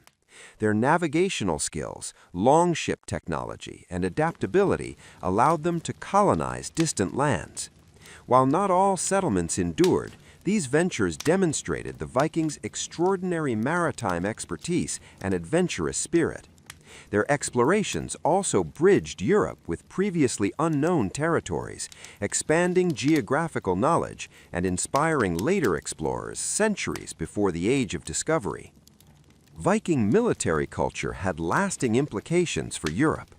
Their reputation as formidable warriors forced kingdoms to adapt, developing new defensive strategies, fortifications, and military organization. Techniques such as the shield wall, strategic raiding, and naval maneuvers influenced European warfare. However, the Vikings' military influence was not limited to conquest. It also facilitated diplomacy, trade, and settlement. Leaders leveraged martial skill to negotiate treaties, integrate into local societies, and establish political legitimacy, illustrating the multifaceted nature of Viking power. Cultural and artistic contributions of the Vikings endure in material culture, literature, and mythology. Intricate metalwork, carvings, textiles, and architecture reveal a society that valued beauty, symbolism, and expression. Norse myths and sagas preserve heroic narratives, genealogies, and ethical frameworks, offering insight into social values and worldviews.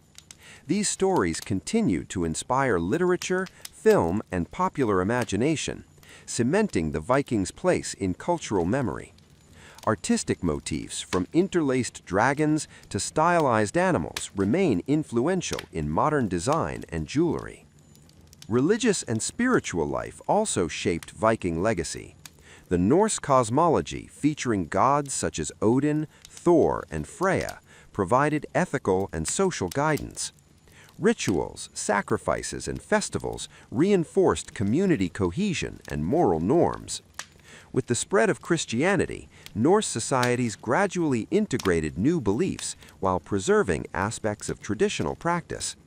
This blending of pagan and Christian elements influenced medieval Scandinavian art, architecture, law, and cultural identity, creating a rich spiritual heritage that resonates in historical scholarship and popular culture. Viking women played essential roles in shaping cultural, social, and economic life. They managed households, oversaw trade and property, participated in religious ceremonies, and contributed to artistic production. Women in Norse society could own property, inherit land, and wield social influence, providing a model of agency uncommon in contemporary Europe. Their contributions ensured the continuity of community life, supported settlements during exploration and warfare, and helped transmit cultural knowledge across generations. Archaeological discoveries continued to reveal the sophistication of Viking society. Excavations of burial sites, settlements, and ships highlight technical skill, social organization, and cultural complexity. Sites such as Oseberg, Gokstad, and Lance o Meadows provide tangible evidence of craftsmanship, navigation, and transatlantic expansion.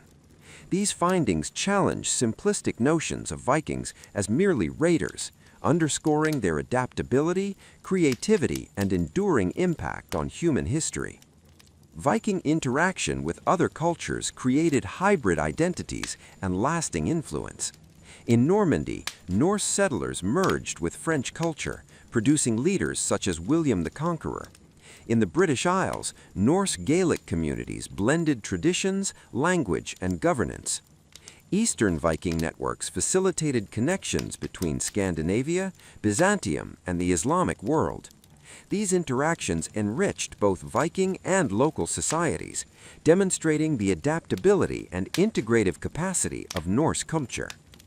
The legacy of Viking exploration and settlement extends beyond Europe.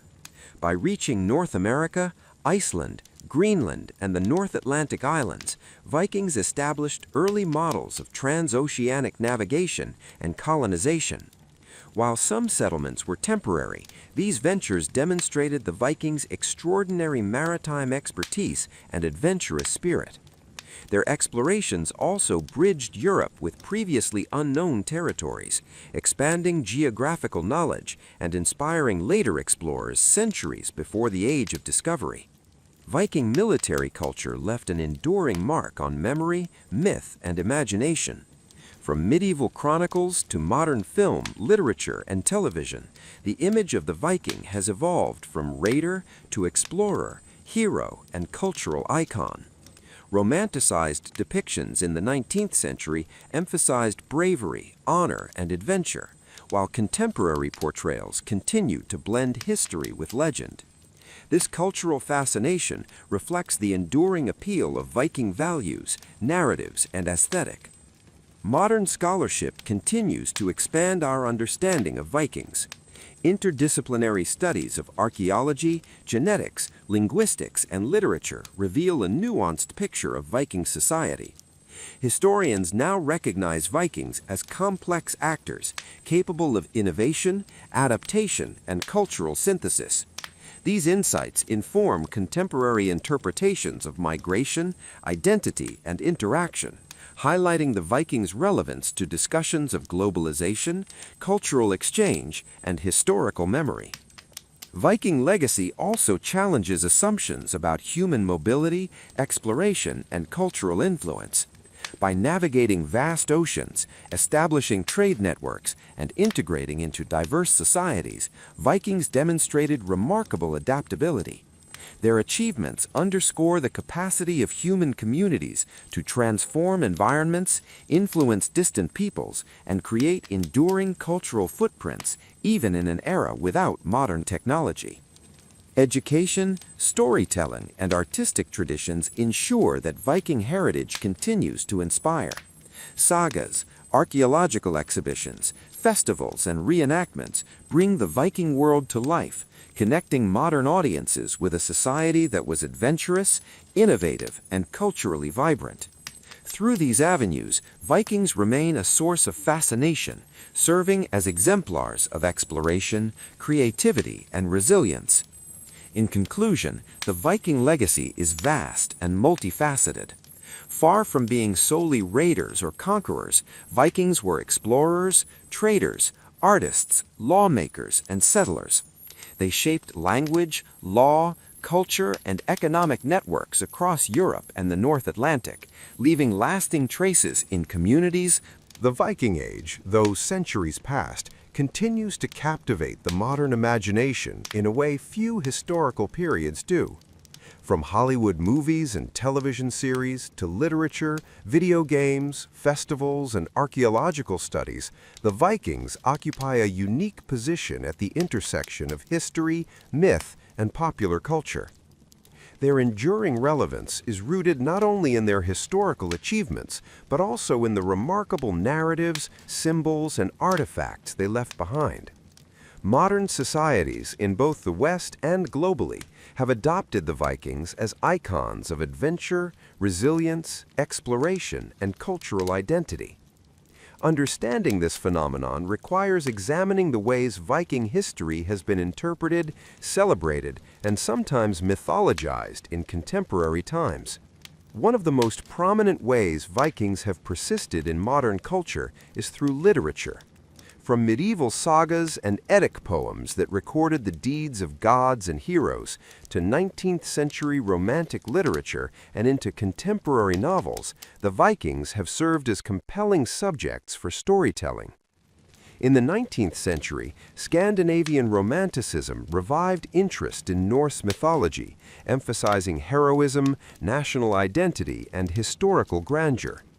Authors such as Snorri Sturluson and later English translations of the Eddas allowed a wider European audience to access the poetic and mythological world of the Vikings. These stories not only preserved historical memory, but also transformed the Vikings into symbols of courage, honor, and adventure, laying the groundwork for their modern image. The 20th century saw a significant expansion of the Viking presence in popular imagination through cinema and television. Hollywood films often portray Vikings as fierce warriors, draped in fur and wielding axes, engaging in epic battles across snow-covered landscapes. While these depictions sometimes exaggerate or distort historical reality, for example, the notorious horned helmets, they also highlight aspects of Viking culture, such as naval prowess, raiding strategies, and a code of honor in combat. Television series such as Vikings and The Last Kingdom further popularized Viking history, blending historical facts with dramatization to reach global audiences. These narratives bring to life not only the raids and explorations, but also the societal and familial dynamics of Norse communities, introducing viewers to Viking politics, gender roles, spirituality, and cultural practices. Video games have also embraced Viking history and mythology, creating immersive experiences that allow players to explore Viking worlds. Titles such as Assassin's Creed Valhalla and God of War incorporate elements of exploration, combat, and mythological storytelling, blending historical research with interactive entertainment.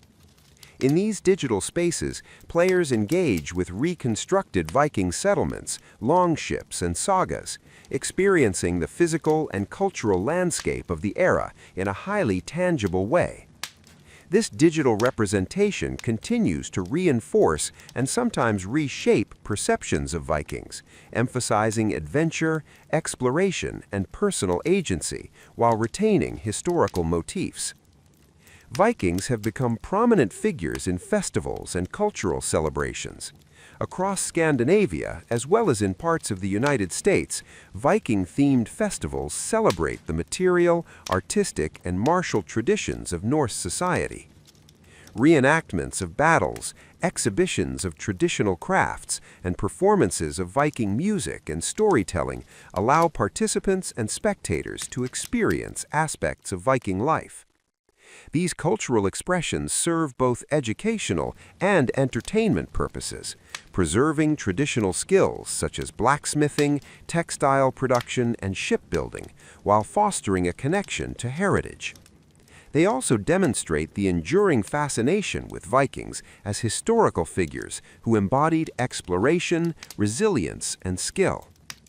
Archaeology has played a central role in shaping both academic and popular understanding of Vikings. Excavations of burial sites, longships, settlements, and artifacts have revealed the sophistication, ingenuity, and complexity of Viking society. Sites such as Oseberg and Gokstad in Norway, Hedeby in Germany, Lonso Meadows in Newfoundland, and Dublin in Ireland provide invaluable insight into daily life, trade, navigation, social hierarchy, and craftsmanship. Artifacts such as jewelry, weapons, coins, and household items demonstrate technological skill, aesthetic sensibility, and connections to wider trade networks. Archaeological evidence continues to challenge simplified images of Vikings as mere raiders, showing them as skilled artisans, navigators, farmers, and settlers with complex social and economic systems. Viking mythology has also left an indelible mark on global culture. Stories of Odin, Thor, Loki, and Freya, along with epic events like Ragnarok, have influenced literature, film, art, and music for centuries. Norse myths provide moral, ethical, and cosmological frameworks that resonate with modern audiences, offering narratives of courage, destiny, resilience, and the struggle between order and chaos. These myths also provide symbolic language for contemporary cultural expression, inspiring fantasy literature, graphic novels, board games, and educational content. The persistence of Viking mythology highlights the interplay between historical fact and imaginative reconstruction, demonstrating how cultural memory evolves while retaining its roots in past societies. Academic scholarship has contributed significantly to understanding and contextualizing Viking influence. Historians, linguists, anthropologists, and archaeologists have examined Norse settlements, trade networks, social organization, and material culture to produce nuanced interpretations of Viking life. Modern studies emphasize the Vikings' roles as traders, settlers, explorers, and cultural intermediaries, rather than focusing solely on raids and plunder. Linguistic studies trace Norse influence in English, French, Russian, and Gaelic, while archaeological research continues to uncover evidence of long-distance voyages, advanced shipbuilding, and trade connections with the Islamic world and Byzantine. These findings provide a richer, more accurate portrait of Viking society, highlighting its adaptability, ingenuity, and global connections. Viking mythology has also left an indelible mark on global culture. Stories of Odin, Thor, Loki, and Freya, along with epic events like Ragnarok, have influenced literature, film, art, and music for centuries. Norse myths provide moral, ethical, and cosmological frameworks that resonate with modern audiences, offering narratives of courage, destiny, resilience, and the struggle between order and chaos. These myths also provide symbolic language for contemporary cultural expression, inspiring fantasy literature, graphic novels, board games, and educational content. The persistence of Viking mythology highlights the interplay between historical fact and imaginative reconstruction, demonstrating how cultural memory evolves while retaining its roots in past societies. Academic scholarship has contributed significantly to understanding and contextualizing Viking influence. Historians, linguists, anthropologists, and archaeologists have examined Norse settlements, trade networks, social organization, and material culture to produce nuanced interpretations of Viking life. Modern studies emphasize the Vikings' roles as traders, settlers, explorers, and cultural intermediaries, rather than focusing solely on raids and plunder. Linguistic studies trace Norse influence in English, French, Russian, and Gaelic, while archaeological research continues to uncover evidence of long-distance voyages, advanced shipbuilding, and trade connections with the Islamic world and Byzantine. These findings provide a richer, more accurate portrait of Viking society, highlighting its adaptability, ingenuity, and global connections. Viking mythology has also left an indelible mark on global culture. Stories of Odin, Thor, Loki, and Freya, along with epic events like Ragnarok, have influenced literature, film, art, and music for centuries. Norse myths provide moral, ethical, and cosmological frameworks that resonate with modern audiences, offering narratives of courage, destiny, resilience, and the struggle between order and chaos. These myths also provide symbolic language for contemporary cultural expression, inspiring fantasy literature, graphic novels, board games, and educational content. The persistence of Viking mythology highlights the interplay between historical fact and imaginative reconstruction, demonstrating how cultural memory evolves while retaining its roots in past societies. Academic scholarship has contributed significantly to understanding and contextualizing Viking influence. Historians, linguists, anthropologists, and archaeologists have examined Norse settlements, trade networks, social organization, and material culture to produce nuanced interpretations of Viking. The Vikings were more than raiders and explorers. They were skilled merchants, artisans, and innovators who developed complex economic systems that connected regions across Europe, the North Atlantic, and even into Asia. Their economy was deeply intertwined with their maritime capabilities, social organization, and cultural practices, allowing them to adapt to a wide range of environments and integrate with local economies. Part 12 explores the Viking economic world, from trade networks and markets to craftsmanship, coinage, and the commercial impact of Norse society. Viking economic activity began in Scandinavia, where limited arable land and harsh climates encouraged innovation and resourcefulness. Farming, animal husbandry, fishing, and foraging formed the backbone of local subsistence economies. Crops such as barley, oats, rye, and vegetables were grown on farms managed by free families, while livestock, including cattle, sheep, goats, and horses, provided food, labor, and trade commodities. Fishing, particularly for cod, herring, and other abundant species, supplemented diets and created goods for both local consumption and export. These foundational activities supported population growth and enabled surplus production, which could be traded for luxury items or essential resources not available locally. The Vikings' maritime expertise allowed them to expand economic activity far beyond Scandinavia. Long ships and other vessels were not merely tools of war. They were essential for commerce, enabling movement of goods across rivers, seas, and open oceans. Viking traders navigated the North Sea, Baltic Sea, and Atlantic Ocean, reaching as far as the British Isles, France, Germany, Ireland, the Mediterranean, and even the Caspian and Black Seas through river networks. These maritime routes connected Norse communities to distant markets, providing access to silver, spices, textiles, glass, and other high-value commodities. The mobility afforded by Viking ships allowed for both seasonal trade and permanent settlement in resource-rich regions. Markets and trade centers emerged in both Scandinavia and areas of Viking expansion. Towns such as Hedeby, Birka, Dublin, York, and Novgorod became hubs for exchange, combining local production with imported goods. Hedeby, located near the present-day border of Germany and Denmark, was particularly notable for its strategic position on the Jutland Peninsula, linking North Sea and Baltic trade routes. Merchants traded furs, amber, iron, silver, textiles, and agricultural produce, creating a dynamic commercial environment.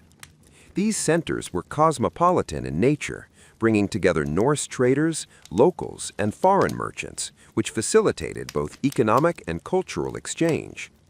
Silver played a central role in the Viking economy, serving as a medium of exchange, a store of wealth, and a symbol of social status. Vikings acquired silver through trade, plunder, tribute, and diplomatic gifts. Silver coins from the Islamic world, Western Europe, and Byzantine Empire circulated widely in Viking markets, often melted down or stamped with local markings. The use of silver, rather than a standardized currency, reflects the flexible and pragmatic nature of Viking commerce, where bullion, ingots, and coinage could all serve as mediums of exchange. This system facilitated trade across regions with differing currencies and reinforced the Vikings' role as intermediaries in global economic networks. Craftsmanship was another hallmark of Viking economic and cultural life. Longships, knarrs, and other vessels were engineered for speed, durability, and cargo capacity, allowing for military, trade, and settlement ventures. Shipyards employed specialized craftsmen, including carpenters, blacksmiths, and sailmakers, demonstrating an advanced division of labor and technical knowledge. Ships themselves were valuable commodities, often transported over land or across rivers to facilitate trade and exploration. The technological sophistication of Viking ships ensured both economic success and strategic advantage, highlighting the integration of craftsmanship, commerce, and exploration. The Vikings' trade extended into distant regions, creating connections with the Islamic world, the Byzantine Empire, and Western Europe. Silver coins, luxury textiles, spices, and other goods flowed along these networks, illustrating the Vikings' role as intermediaries between disparate economic zones. The Varangians in Eastern Europe, for example, facilitated trade between Scandinavia and Constantinople, establishing routes that provided both commercial profit and political influence. These networks contributed to the diffusion of technology, artistic motifs, and cultural ideas, reinforcing the Vikings' broader global impact. Urbanization and settlement growth were closely tied to Viking economic activity. Towns and trading centers required infrastructure, security, and governance, which in turn fostered social and political development. Markets, harbor facilities, and storage spaces enabled efficient trade, while legal frameworks regulated transactions, property, and dispute resolution. Viking settlements thus became nodes of economic, social, and cultural life, bridging local production with regional and international exchange. The Vikings' economy also included taxation and tribute systems. In regions under Viking control or influence, tribute payments provided regular income for leaders, financed defense, and facilitated redistribution within communities.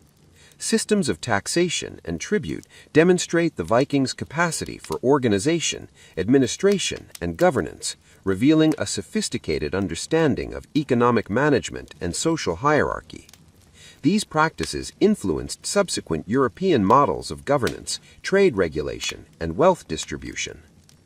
Vikings also engaged in artisanal export, producing goods sought after across Europe and beyond. Iron tools, weapons, jewelry, and crafted objects were traded for silver, spices, and exotic materials. Skilled craftsmanship reinforced social hierarchy and political legitimacy, as leaders displayed wealth and taste through material culture.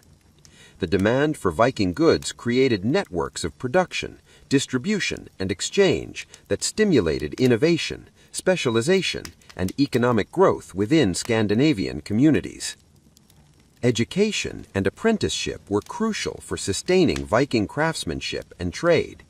Young people learned skills from family members and masters, acquiring knowledge of materials, techniques, navigation, and commerce.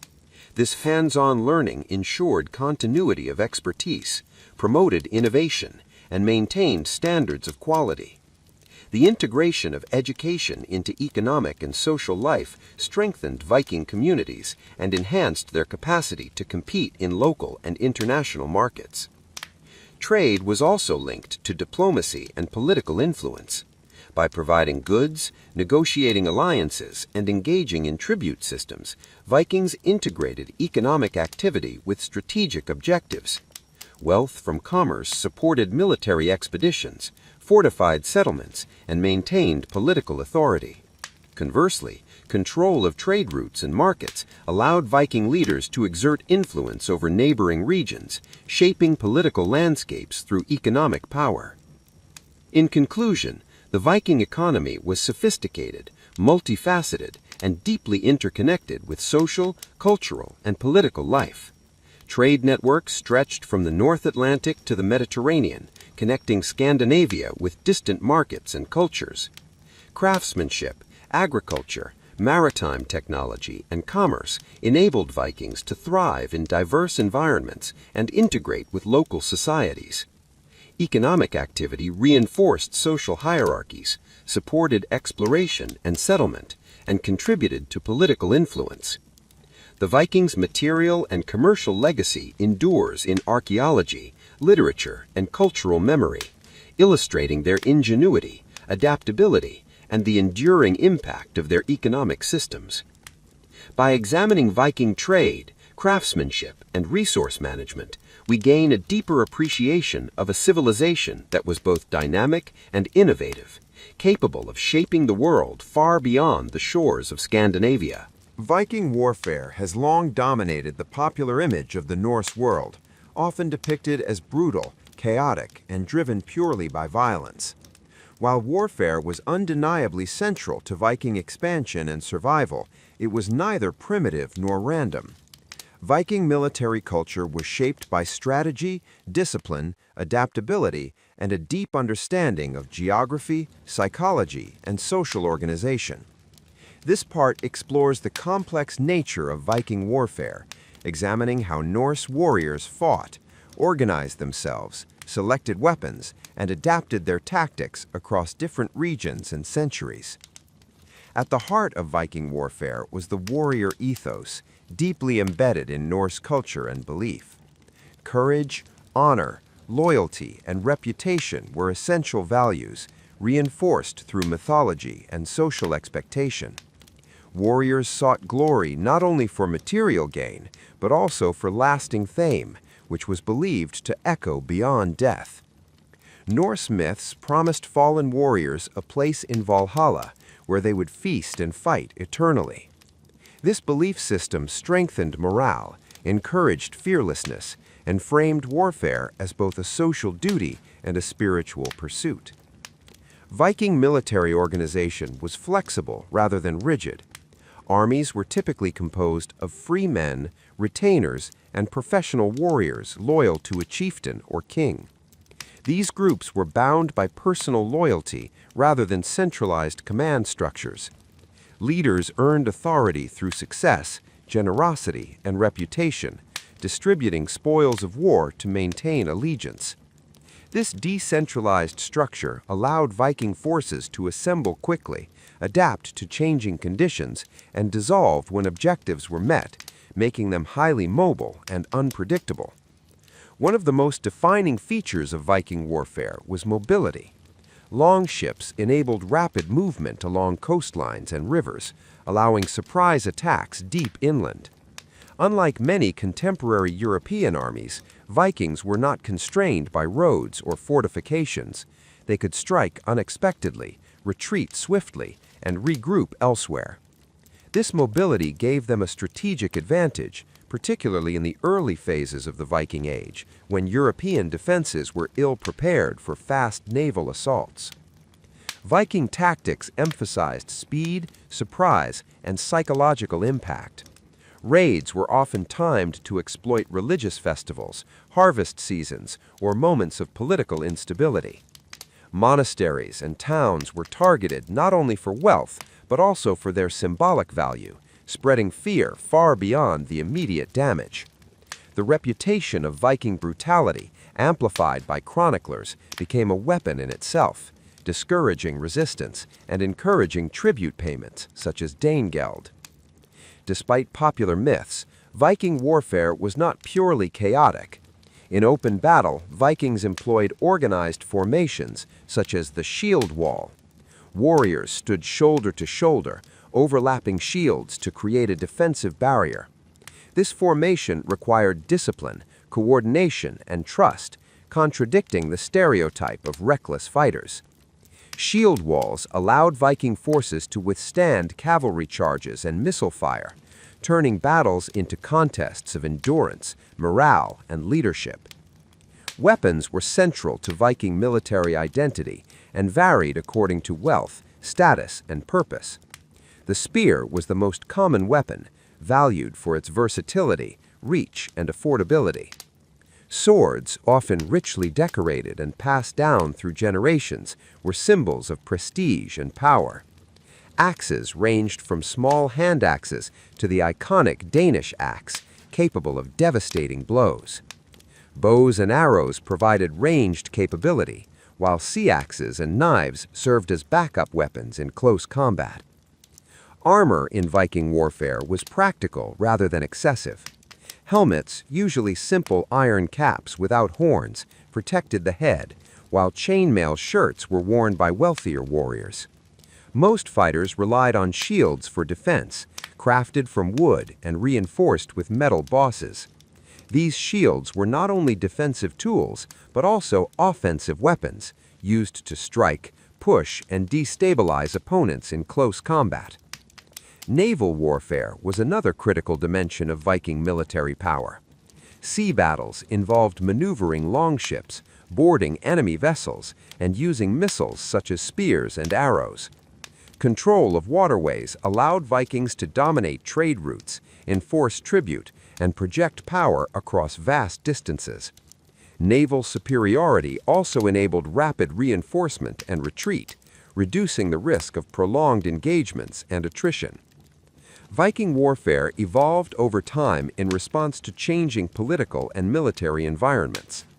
Early raids emphasized hit-and-run tactics, but as Vikings began to settle and rule territories, warfare became more structured. In England, Francia, and Ireland, Viking leaders raised larger armies, constructed fortifications, and engaged in prolonged campaigns. This transition required adaptation, including siege warfare, diplomacy, and integration into local military systems. Siege warfare posed particular challenges for Vikings, who initially lacked experience with fortified cities. Over time, they learned to construct siege engines, blockade supplies, and exploit internal divisions within defended towns. Some Viking leaders preferred negotiation and tribute over costly assaults, demonstrating strategic pragmatism. The ability to choose between force and diplomacy reflects a sophisticated understanding of warfare as a tool rather than an end in itself. Psychological warfare was a powerful component of Viking strategy. Displays of strength, ritualized violence, and symbolic acts were used to intimidate enemies. The sight of dragon-headed ships, war cries, and coordinated attacks created fear and confusion. Reputation traveled faster than armies, often compelling communities to surrender or negotiate without resistance. This psychological dimension reduced the need for prolonged conflict and maximized gains with minimal losses. Viking warfare was also shaped by geography and environment. In Scandinavia, rugged terrain and harsh climates favored small, mobile forces. In riverine regions of Eastern Europe, Vikings adapted to inland navigation and fortified settlements. In the British Isles and Francia, they learned to operate within feudal landscapes, engaging both infantry and cavalry. This adaptability allowed Viking forces to remain effective across diverse regions and conditions. The role of leadership in Viking warfare cannot be overstated. Successful leaders combined bravery with strategic insight, rewarding loyalty and maintaining discipline. Kings such as Harald Fairhide, Canute the Great, and Harald Hardrada exemplified the transition from raiders to rulers, commanding large armies and governing territories. Their military success was closely tied to political legitimacy, economic control, and diplomatic skill. Religion and ritual reinforced military cohesion. Pre-battle ceremonies, sacrifices, and invocations of the gods strengthened morale and unity. Warriors believed that fate, or weird, governed the outcome of battle, encouraging acceptance of risk and resilience in defeat. Even after the spread of Christianity, religious belief continued to shape military conduct, blending Christian and Norse traditions in rituals, symbols, and moral codes. Women, though not typically frontline warriors, played important roles in supporting warfare. They managed farms and settlements during campaigns, produced weapons and clothing, and preserved cultural memory through storytelling and ritual. Some sagas and archaeological findings suggest that women occasionally participated directly in defense or combat, challenging simplistic views of gender roles in Viking society. The decline of Viking warfare was not sudden, but gradual. As Scandinavian kingdoms centralized power and adopted Christianity, raiding became less acceptable and less necessary. Fortified European states improved defenses, reducing the effectiveness of surprise attacks. Vikings increasingly integrated into feudal military systems, serving as mercenaries, nobles, and kings, rather than independent raiders. Warfare remained important, but its form and purpose changed. The legacy of Viking warfare extends beyond the battlefield. Their tactics influenced European military development, particularly in naval warfare and mobility. Fortifications, taxation systems, and standing armies in medieval Europe evolved partly in response to Viking threats. The memory of Viking warfare also shaped literature, law, and cultural identity, reinforcing narratives of resilience, adaptation, and transformation. Modern perceptions of Viking warfare often exaggerate brutality while overlooking strategy and organization. Archaeological evidence and historical analysis revealed disciplined fighters, skilled tacticians, and pragmatic leaders. Warfare was one aspect of a broader social system that included trade, governance, and cultural exchange. Understanding Viking warfare. The history of the Vikings cannot be fully understood without examining the powerful leaders who shaped their expansion, identity, and transformation. From semi-legendary warriors celebrated in sagas to historically documented kings who ruled vast territories, Viking leaders embodied the values of courage, ambition, adaptability, and political skill. These men, and in some cases influential women, guided Viking society through its most dynamic centuries, steering it from scattered raiding bands toward organized kingdoms and enduring states. This part explores the lives, leadership styles, and historical impact of the most famous Viking kings and legendary figures. Early Viking leadership was rooted in personal authority rather than centralized institutions. Chieftains gained power through success in battle, generosity in distributing wealth, and the loyalty of followers. This system produced charismatic leaders whose reputations spread across regions, attracting warriors eager for glory and reward. Over time, as Viking activity expanded and settlements grew, leadership evolved into more formal kingship, laying the foundations for Scandinavian states. Among the most famous semi-legendary figures is Ragnar Lodbrok, whose life blends myth and history. Celebrated in Norse sagas and later medieval chronicles, Ragnar is portrayed as a daring warrior, explorer, and king. He is said to have led raids across England and Francia, challenging powerful rulers and spreading fear across Europe. While historians debate the extent of his historical reality, Ragnar's significance lies in his symbolic role. He represents the ideal Viking hero, brave, cunning, ambitious, and driven by fate. His legendary death in a snake pit, ordered by the Northumbrian king Aelle, became a powerful narrative that inspired vengeance and unity among Viking forces. Ragnar's sons, often referred to as the Sons of Ragnar, played crucial roles in Viking history.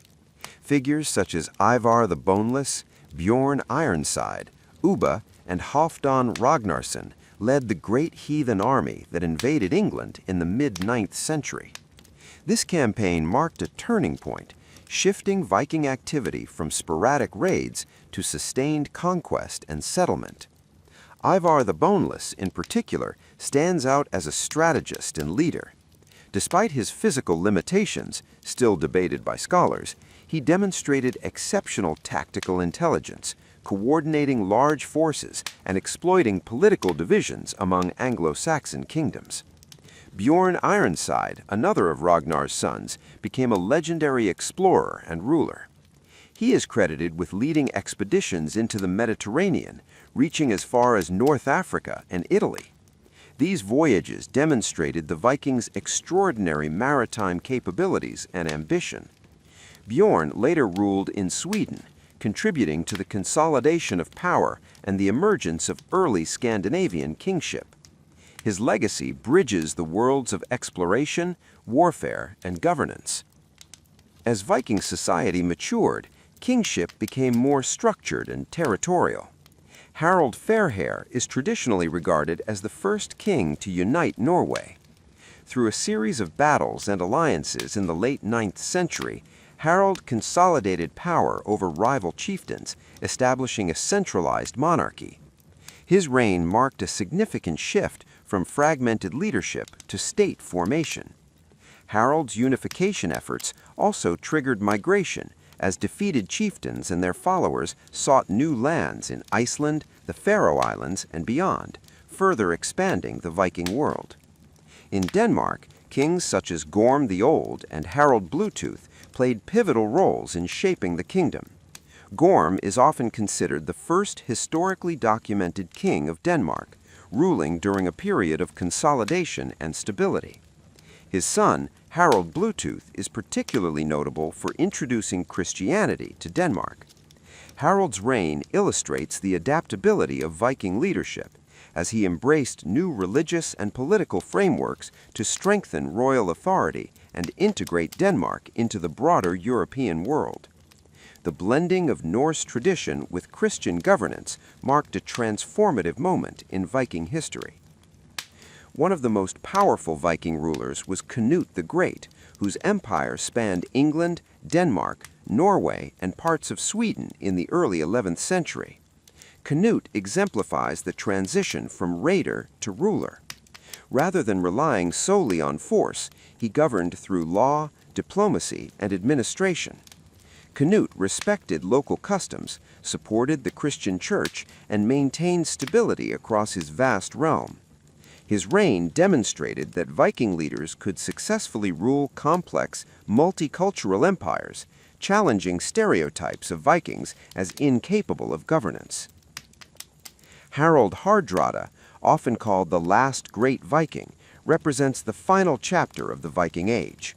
His life was marked by adventure, ambition, and military prowess. Before becoming king of Norway, Harald served as a mercenary in the Byzantine Empire, gaining experience and wealth as a member of the Varangian Guard. His attempted invasion of England in 1066 ended in defeat at the Battle of Stamford Bridge, a moment often cited as the symbolic end of the Viking Age.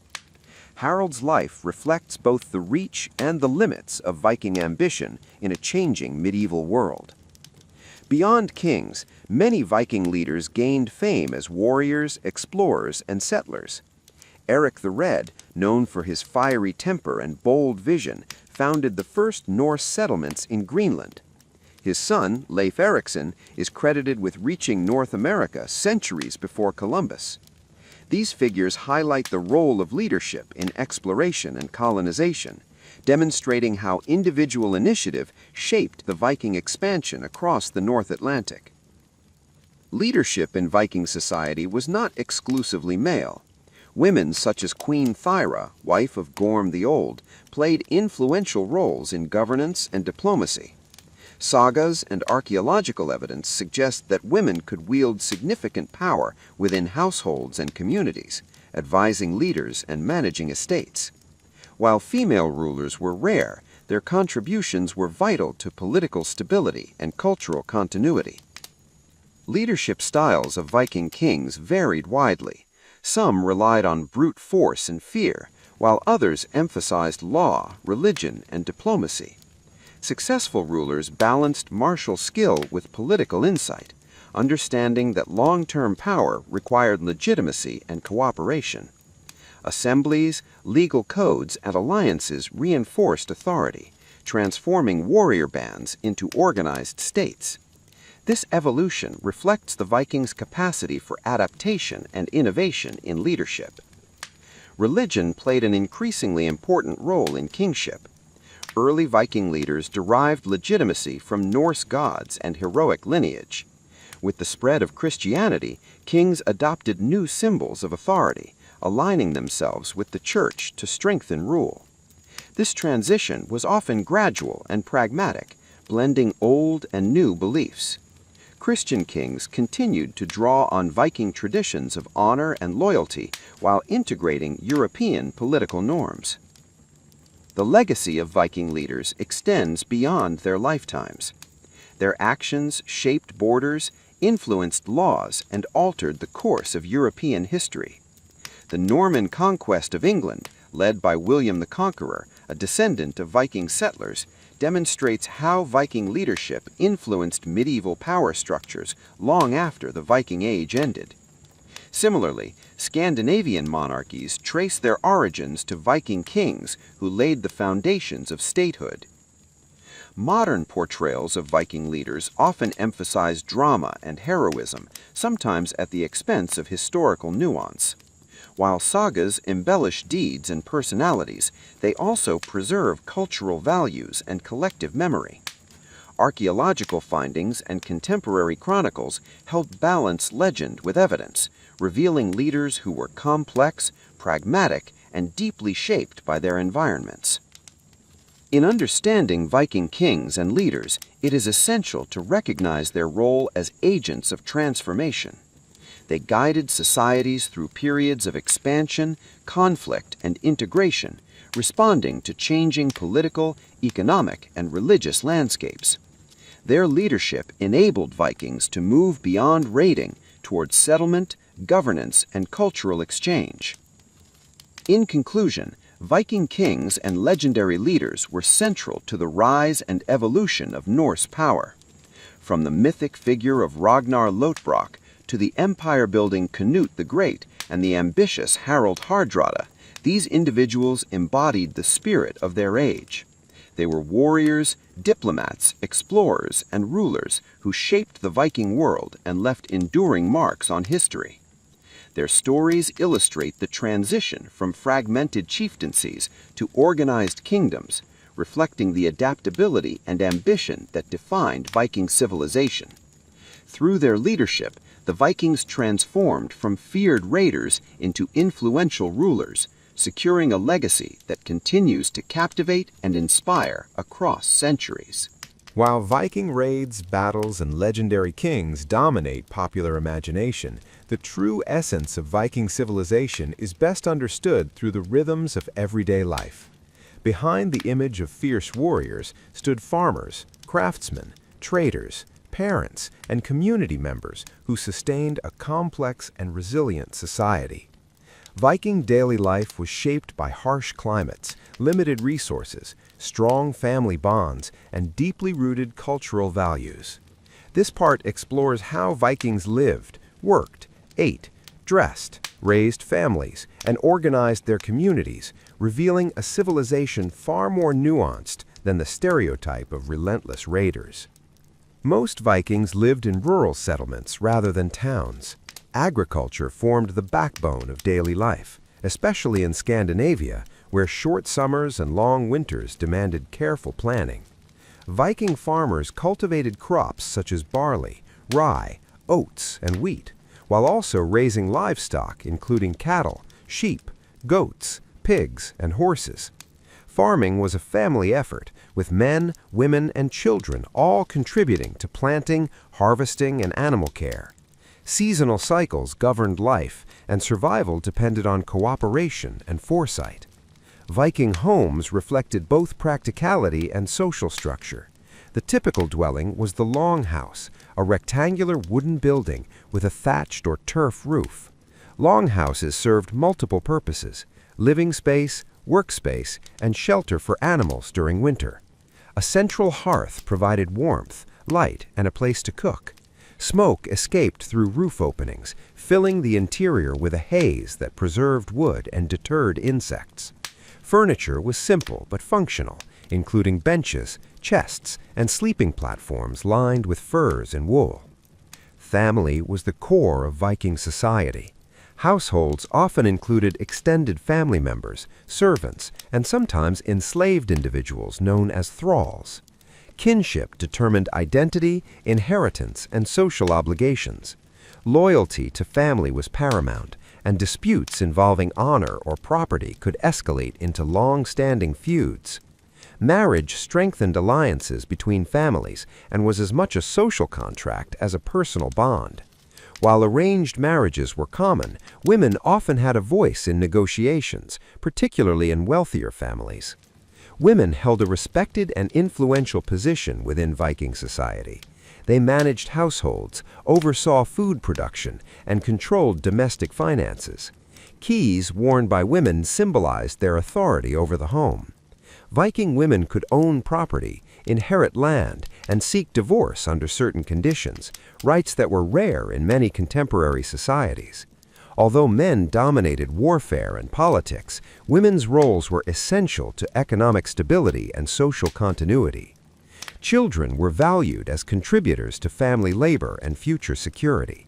From a young age, boys learned farming, hunting, and combat skills, while girls were trained in household management, textile production, and food preparation. Education was informal, passed down through storytelling, observation, and participation.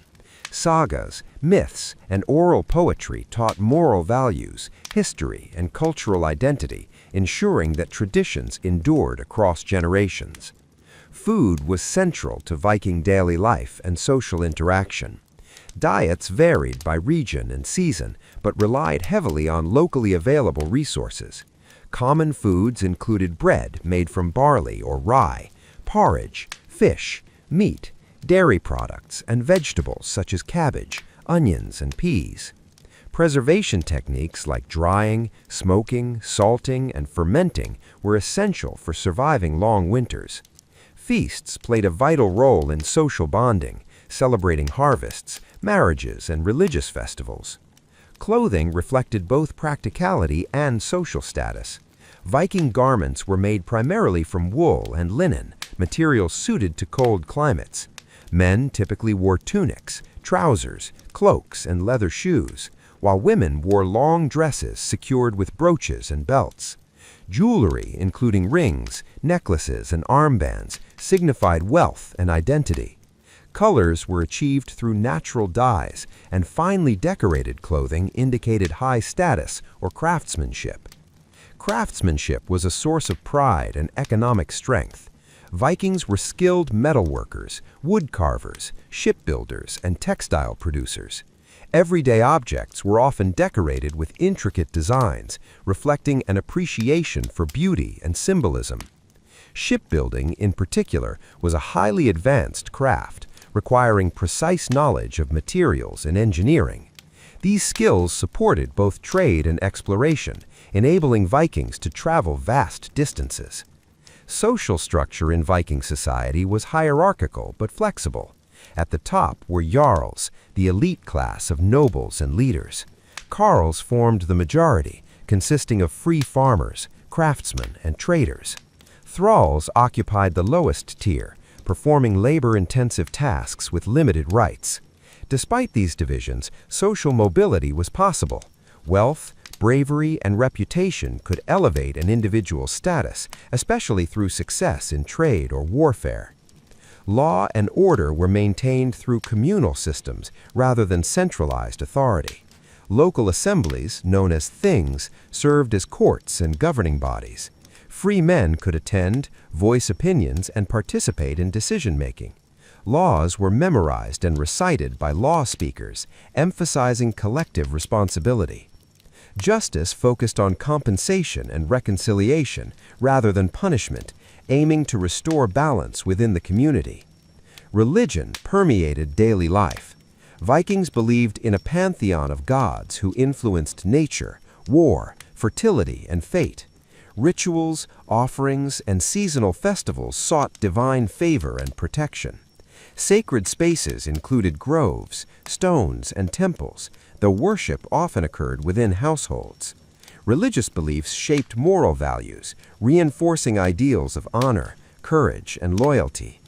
Even after the introduction of Christianity, many traditional practices persisted, blending old and new beliefs.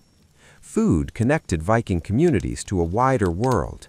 Markets and trading centers such as Hedeby and Birka bustled with activity, exchanging goods like furs, amber, iron, silver, spices, and textiles. Trade routes extended from the North Atlantic to the Middle East, exposing Vikings to diverse cultures and ideas. This exchange enriched daily life, introducing new foods, technologies, and artistic influences. Leisure and entertainment also played roles in Viking culture. Games, storytelling, music, and poetry provided relaxation and reinforced social bonds. Competitive sports tested strength and skill, reflecting martial values. Storytelling preserved history and celebrated heroes, ensuring that cultural memory remained vibrant. These activities balanced the hardships of daily labor and fostered community cohesion. Health and medicine were based on herbal knowledge, practical experience, and spiritual beliefs. Healers used plants, poultices, and rituals to treat injuries and illness. While medical understanding was limited, Vikings demonstrated resilience and adaptation in caring for the sick and wounded. Archaeological evidence shows that some individuals survived serious injuries, indicating effective treatment and community support.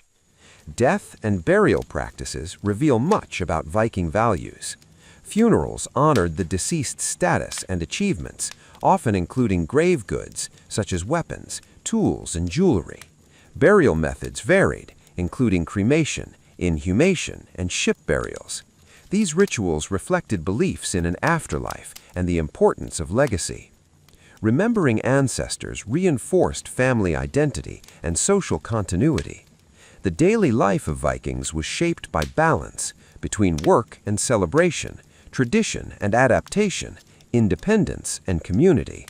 While the challenges of climate and conflict demanded resilience, Viking society thrived through cooperation, innovation, and shared values. Their way of life supported exploration and expansion while maintaining strong local roots.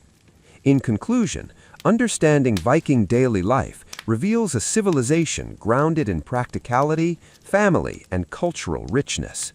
Beyond raids and battles, Vikings were farmers, artisans, traders, parents, and storytellers who built enduring communities. Their social structures, domestic practices, and cultural traditions sustained them through centuries of change. By examining how Vikings lived day by day, we gain a deeper appreciation of their humanity and the foundations of their historical impact. This perspective completes the picture of the Viking world, showing not only how they conquered lands, but how they sustained life, identity, and meaning within their society. Religion lay at the heart of Viking life, shaping their worldview, moral values, and understanding of fate. The Vikings believed that the universe was governed by powerful gods, mysterious forces, and an inescapable destiny known as Weird. Their spiritual beliefs influenced everything from warfare and agriculture to law and family life. Unlike organized religions with strict doctrines, Norse religion was deeply intertwined with daily existence, nature, and communal traditions. This part explores the complex spiritual world of the Vikings, examining their gods, myths, rituals, beliefs about the afterlife, and the profound transformation brought by Christianity. The Viking cosmos was structured around a rich and symbolic mythology. At its center stood Yggdrasil, the world tree, an immense ash tree that connected the 9 worlds. These realms included Asgard, the home of the gods, Midgard, the world of humans, and Jotunheim, the land of giants. This cosmic structure reflected the Vikings' belief in interconnectedness, where gods, humans, and supernatural beings influenced one another. life was seen as a constant struggle between order and chaos, maintained through balance and courage. The Norse pantheon was divided into two main groups, the Aesir and the Vanir. The Aesir, associated with war, power, and governance, included gods such as Odin, Thor, and Tyr. The Vanir, linked to fertility, prosperity, and nature, included Njord, Freyr, and Freya. According to myth, these two groups once fought a great war before forming a truce, symbolizing the balance between conflict and harmony in the natural world. Odin, the All-Father, was the chief god and a complex figure embodying wisdom, war, magic, and poetry. Unlike a simple warrior deity, Odin sought knowledge above all else. He sacrificed an eye to gain wisdom from Mimir's well and hung himself on Yggdrasil to learn the secrets of the runes. Odin's relentless pursuit of knowledge resonated deeply with Viking values, emphasizing sacrifice, foresight, and intellectual power. As a god of war, he chose fallen warriors to join him in Valhalla, preparing for the final battle of Ragnarok. Thor, the most popular god among ordinary Vikings, represented strength, protection, and order. Armed with his mighty hammer, Mjolnir, Thor defended gods and humans from giants and chaos. He was associated with thunder, storms, and fertility, making him essential to both warriors and farmers. Thor's straightforward bravery and physical power made him a relatable and beloved figure, often invoked for protection and good fortune. Freya, one of the most important goddesses, embodied love, fertility, beauty, and magic. She also had a warrior aspect, receiving half of the slain warriors in her hall, Folkvanger. Freya practiced Sivir, a form of magic associated with prophecy and fate. Her dual nature reflected the complexity of Viking beliefs, where love and war, beauty and death were deeply intertwined. Other significant gods included Tyr, associated with justice and sacrifice, Loki, the trickster whose cunning and chaos challenged the gods, and Heimdall, the guardian of the Bifrost Bridge. Each deity represented aspects of life and human experience, offering guidance and cautionary lessons. Viking rituals were practical and communal, aimed at securing favor from the gods. Offerings known as blots included food, animals, weapons, and sometimes human sacrifices. These rituals were performed during seasonal festivals such as midwinter, Yule, and midsummer, aligning religious practice with agricultural cycles.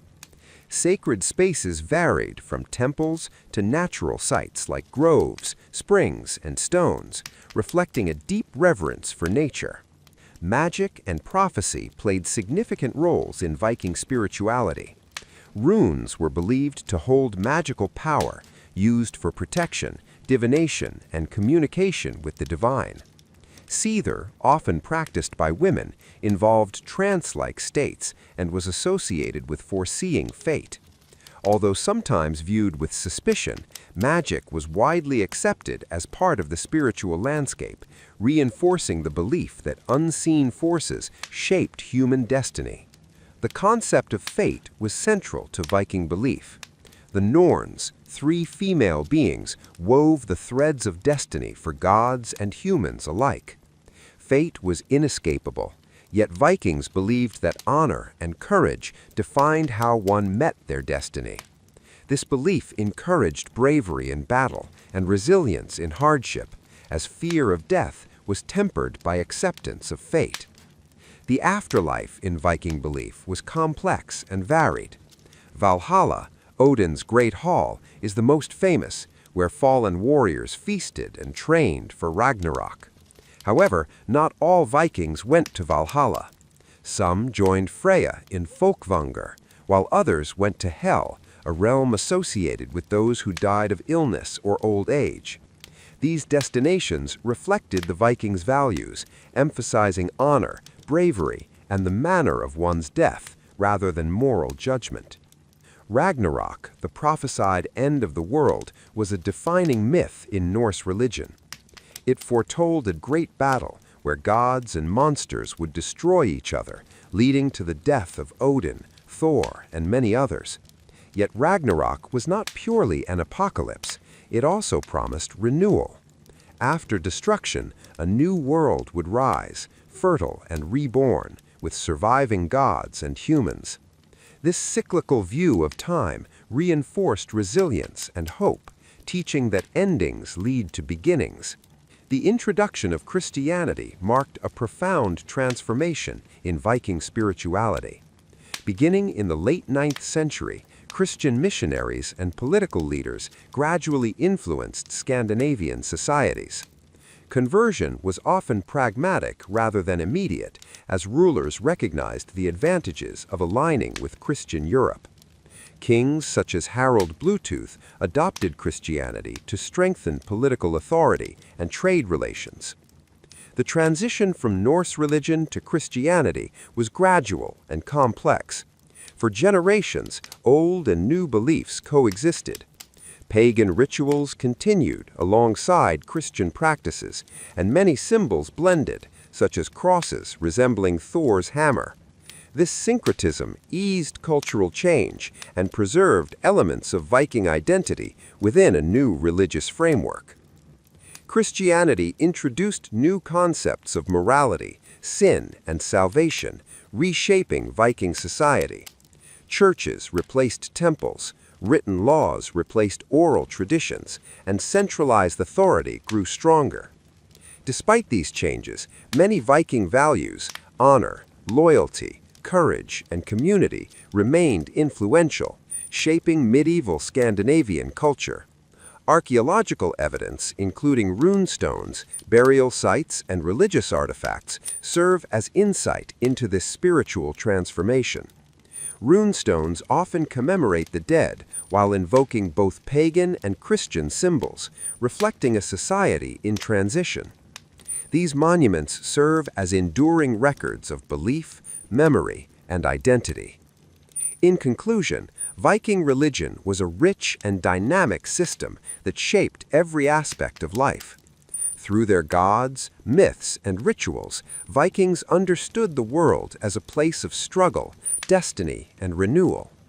Their spiritual beliefs encouraged bravery, resilience, and respect for nature. The eventual transition to Christianity did not erase this legacy, but transformed it, blending old traditions with new faiths.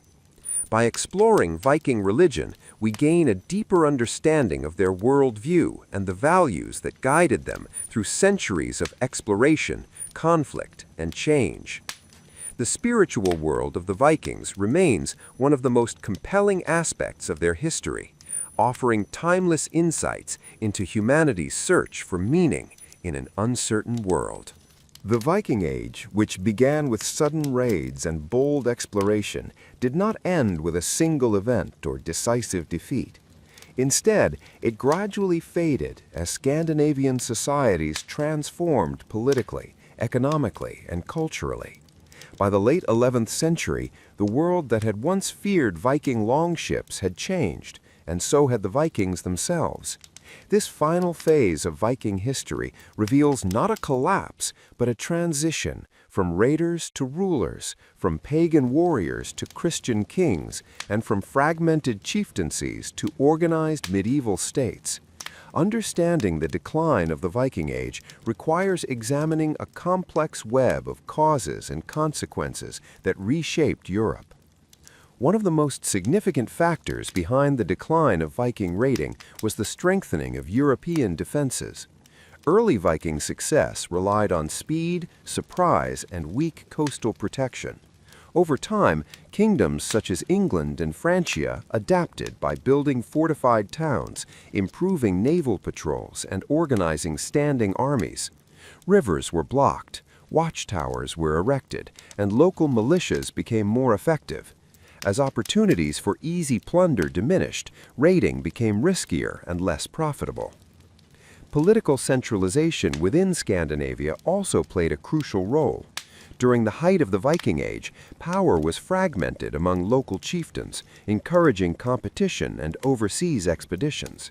As strong monarchies emerged in Denmark, Norway, and Sweden, kings sought stability and control over their realms. Royal authority required peace, taxation, and internal development rather than constant warfare abroad. Viking leaders who once thrived on raiding now became administrators, lawmakers, and landowners. Economic changes further reduced the appeal of raiding. As trade networks expanded and stabilized, commerce became more profitable than plunder. Scandinavian merchants engaged in long-distance trade, exchanging goods such as timber, iron, furs, and fish for silver, silk, and spices. Market towns grew, and wealth increasingly came from agriculture and trade rather than conquest. The Viking economy matured, integrating into the broader European system. The spread of Christianity profoundly altered Scandinavian society. Conversion was not merely a religious shift, but a cultural revolution. Christian teachings discouraged raiding fellow Christians and emphasized moral order, loyalty to kings, and centralized authority. Churches and monasteries became centers of learning and administration, replacing pagan temples and oral traditions. While violence did not disappear, it became regulated by law and royal power rather than personal ambition. The Battle of Stamford Bridge in 1066 is often cited as a symbolic end of the Viking Age. The defeat of King Harold Hardrada by the English forces of Harold Godwinson marked the last major Viking invasion of England. Although Viking influence did not vanish overnight, this event represented the end of large-scale Scandinavian expansion through warfare. Ironically, later that same year, England fell to the Normans, descendants of Vikings who had settled in France, highlighting the enduring legacy of Viking influence. The Norman legacy stands as one of the most powerful examples of Viking transformation. Originally Norse settlers led by Rollo, the Normans adopted the French language, Christianity, and feudal institutions, while retaining a warrior ethos. Their conquest of England reshaped English society, law, and culture, blending Viking, Frankish, and Anglo-Saxon elements. Through the Normans, Viking heritage continued to shape European history long after the Viking Age ended.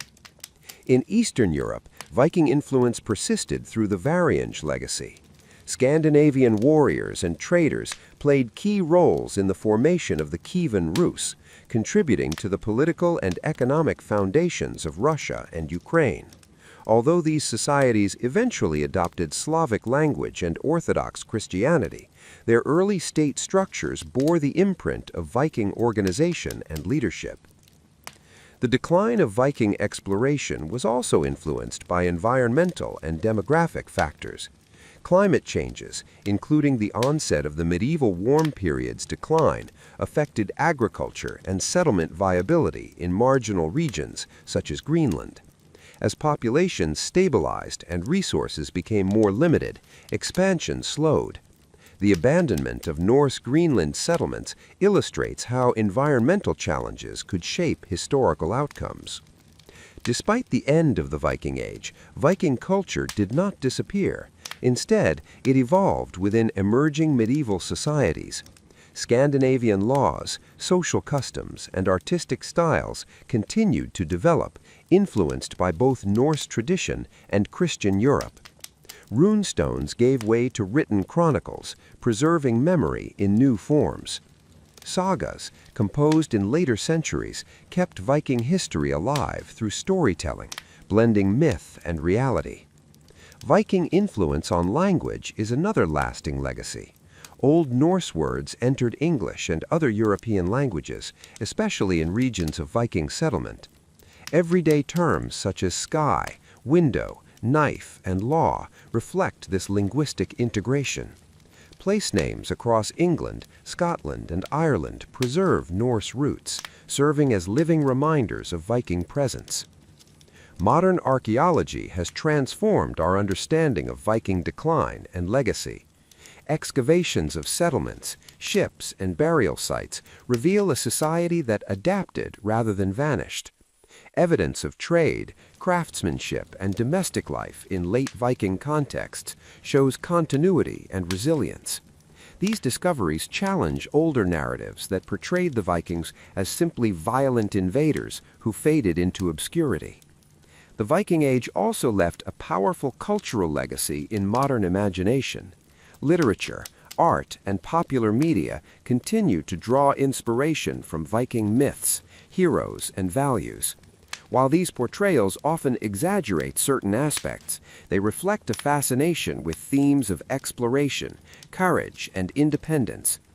The enduring appeal of Viking history speaks to its relevance in understanding human ambition and adaptability.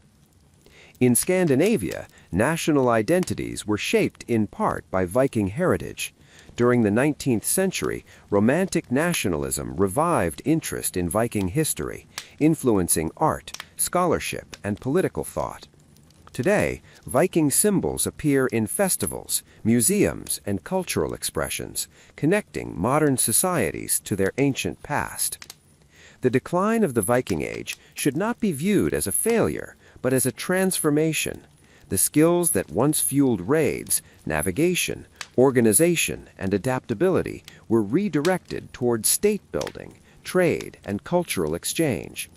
Vikings became farmers, merchants, knights, and kings within the medieval world they helped create. In conclusion, the end of the Viking Age marked a new chapter in European history. Through political consolidation, economic integration, and religious change, Viking societies evolved into medieval states. Their legacy endured through the Normans, the Rus, language, law, and cultural memory. The Vikings did not disappear, they changed, leaving an indelible mark on Europe and the modern world. The story of the Vikings is not merely a chapter of raids and battles, but a profound narrative of human ambition, adaptation, and transformation.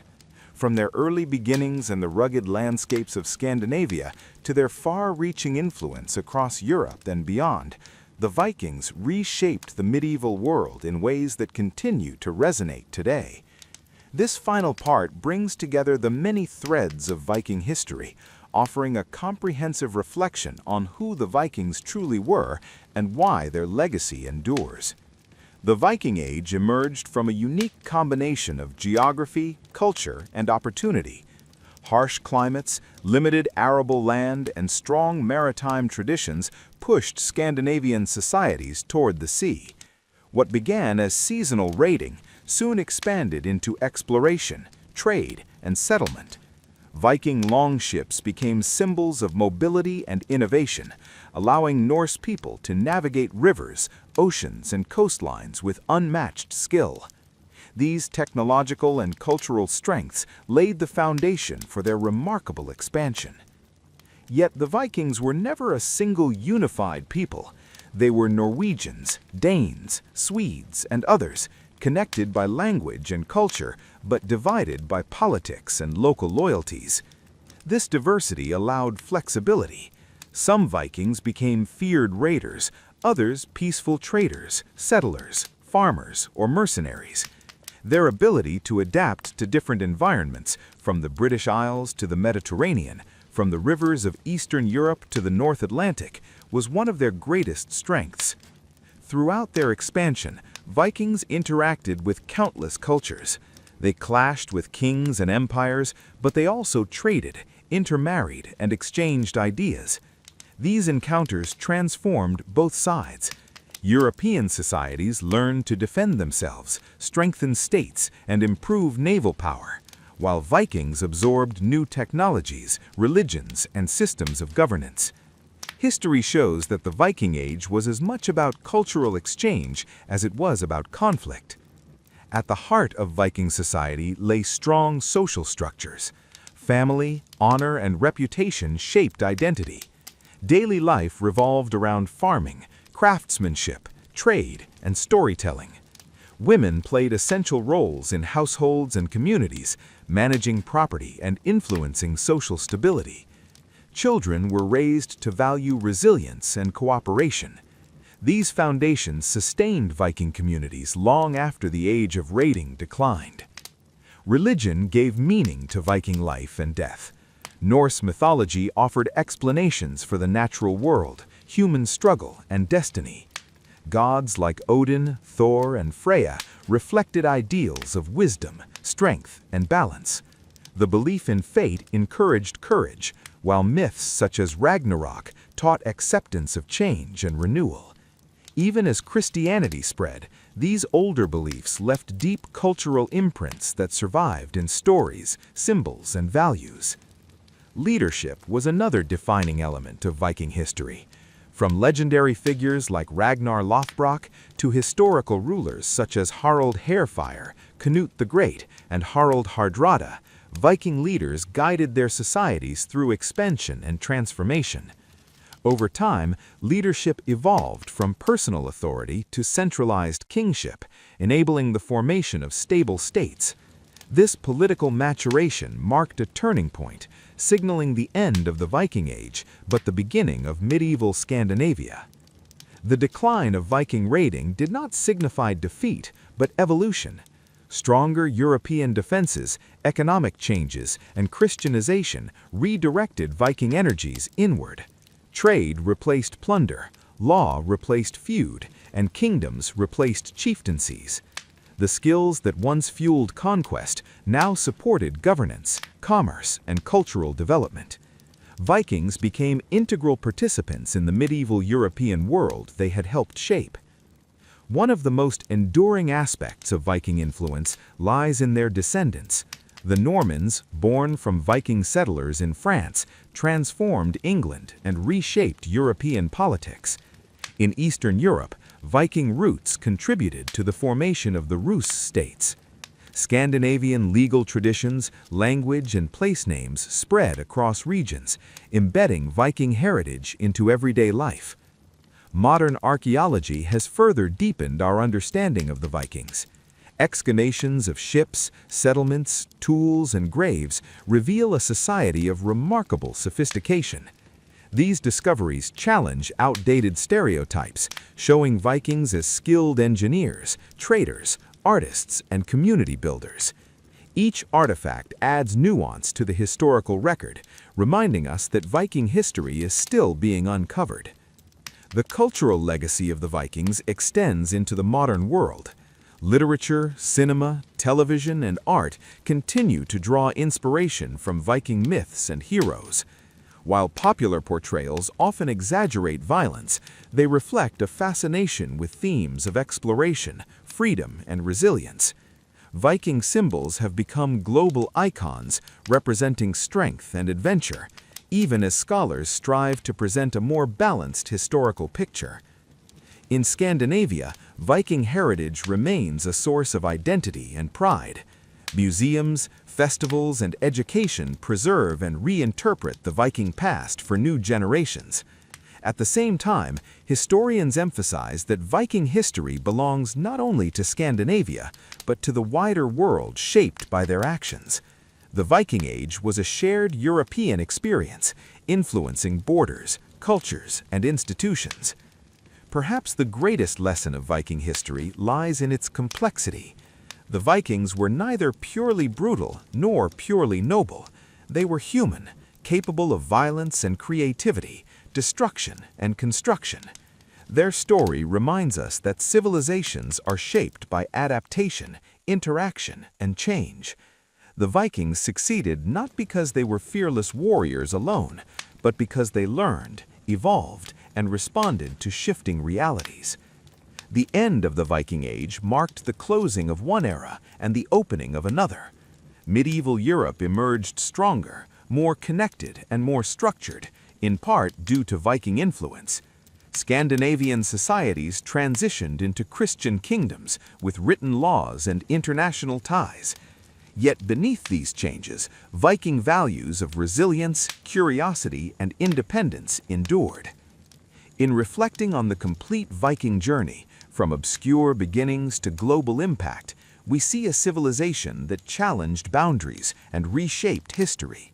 Their ships crossed unknown seas, their stories crossed generations, and their legacy crossed centuries. The Vikings remind us that history is not static, but a continuous process of movement and transformation. In conclusion, the Vikings were more than raiders from the north. They were explorers who expanded the known world, settlers who built new societies, traders who connected distant cultures, and leaders who forged states. Their legacy lives on in language, law, culture, and imagination. By studying the Vikings, we gain insight into humanity's enduring drive to explore, adapt, and leave a mark on the world. The Viking Age may have ended, but its influence remains alive, etched into the foundations of Europe and the stories we continue to tell. The story of the Vikings is not merely a chapter of raids and battles, but a profound narrative of human ambition, adaptation, and transformation. From their early beginnings in the rugged landscapes of Scandinavia to their far-reaching influence across Europe and beyond, the Vikings reshaped the medieval world in ways that continue to resonate today. This final part brings together the many threads of Viking history, offering a comprehensive reflection on who the Vikings truly were and why their legacy endures. The Viking Age emerged from a unique combination of geography, culture, and opportunity. Harsh climates, limited arable land, and strong maritime traditions pushed Scandinavian societies toward the sea. What began as seasonal raiding soon expanded into exploration, trade, and settlement. Viking longships became symbols of mobility and innovation, allowing Norse people to navigate rivers, oceans, and coastlines with unmatched skill. These technological and cultural strengths laid the foundation for their remarkable expansion. Yet the Vikings were never a single unified people. They were Norwegians, Danes, Swedes, and others, connected by language and culture, but divided by politics and local loyalties. This diversity allowed flexibility. Some Vikings became feared raiders, others peaceful traders, settlers, farmers, or mercenaries. Their ability to adapt to different environments, from the British Isles to the Mediterranean, from the rivers of Eastern Europe to the North Atlantic, was one of their greatest strengths. Throughout their expansion, Vikings interacted with countless cultures. They clashed with kings and empires, but they also traded, intermarried, and exchanged ideas. These encounters transformed both sides. European societies learned to defend themselves, strengthen states, and improve naval power, while Vikings absorbed new technologies, religions, and systems of governance. History shows that the Viking Age was as much about cultural exchange as it was about conflict. At the heart of Viking society lay strong social structures. Family, honor, and reputation shaped identity. Daily life revolved around farming, craftsmanship, trade, and storytelling. Women played essential roles in households and communities, managing property and influencing social stability. Children were raised to value resilience and cooperation. These foundations sustained Viking communities long after the age of raiding declined. Religion gave meaning to Viking life and death. Norse mythology offered explanations for the natural world, human struggle, and destiny. Gods like Odin, Thor, and Freya reflected ideals of wisdom, strength, and balance. The belief in fate encouraged courage, while myths such as Ragnarok taught acceptance of change and renewal. Even as Christianity spread, these older beliefs left deep cultural imprints that survived in stories, symbols, and values. Leadership was another defining element of Viking history. From legendary figures like Ragnar Lothbrok to historical rulers such as Harald Hairfire, Canute the Great, and Harald Hardrada, Viking leaders guided their societies through expansion and transformation. Over time, leadership evolved from personal authority to centralized kingship, enabling the formation of stable states. This political maturation marked a turning point, signaling the end of the Viking Age, but the beginning of medieval Scandinavia. The decline of Viking raiding did not signify defeat, but evolution. Stronger European defenses, economic changes, and Christianization redirected Viking energies inward. Trade replaced plunder, law replaced feud, and kingdoms replaced chieftaincies. The skills that once fueled conquest now supported governance, commerce, and cultural development. Vikings became integral participants in the medieval European world they had helped shape. One of the most enduring aspects of Viking influence lies in their descendants. The Normans, born from Viking settlers in France, transformed England and reshaped European politics. In Eastern Europe, Viking roots contributed to the formation of the Rus states. Scandinavian legal traditions, language, and place names spread across regions, embedding Viking heritage into everyday life. Modern archaeology has further deepened our understanding of the Vikings. Excavations of ships, settlements, tools, and graves reveal a society of remarkable sophistication.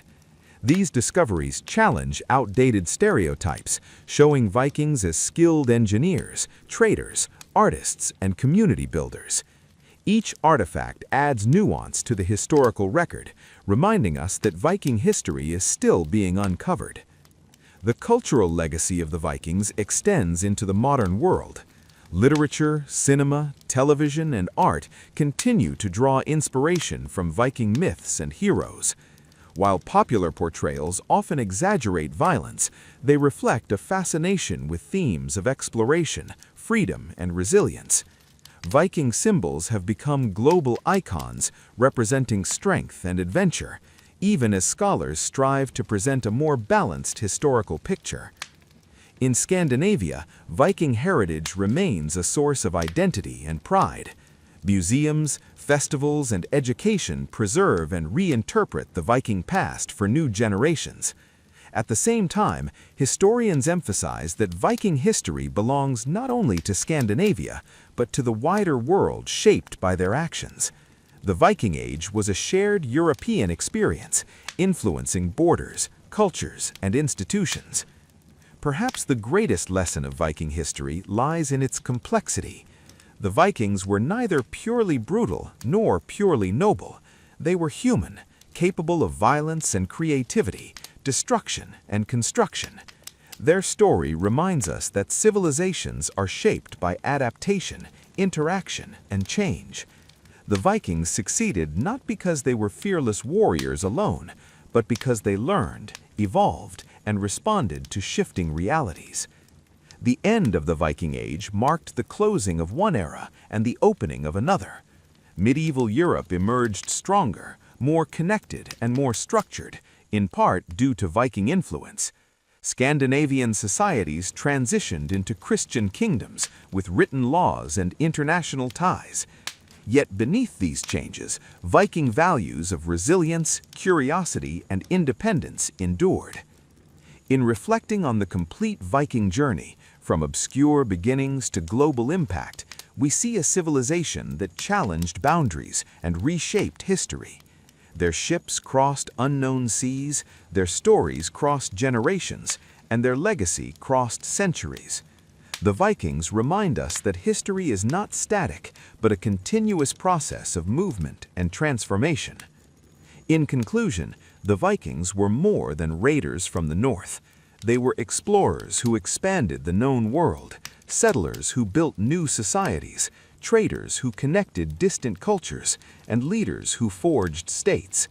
Their legacy lives on in language, law, culture, and imagination.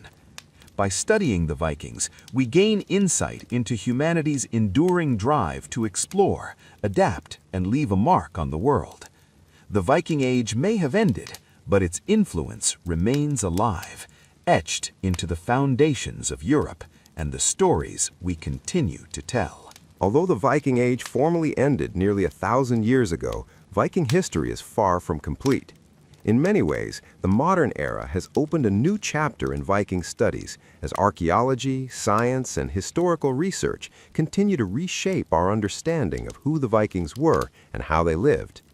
This part explores how modern discoveries have challenged old assumptions, corrected myths, and revealed a far more complex and diverse Viking world than earlier generations imagined. For centuries, much of what was known about the Vikings came from medieval chronicles written by their enemies, or from sagas composed long after the events they described. These sources often emphasized violence, portraying Vikings as savage raiders driven by greed and bloodlust.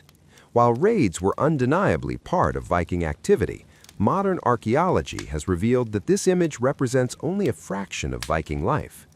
Excavations across Scandinavia, the British Isles, Eastern Europe, and the North Atlantic show a society deeply rooted in trade, craftsmanship, law, and cultural exchange. One of the most transformative developments in Viking studies has been the advancement of archaeological methods. Early excavations focused mainly on spectacular finds, such as ship burials and weapons, reinforcing the warrior stereotype.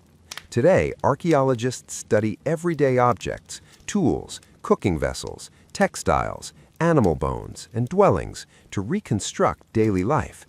These findings show that most Vikings were farmers and artisans rather than warriors, living in stable communities sustained by agriculture and trade. Ship discoveries continue to reshape our understanding of Viking technology and mobility.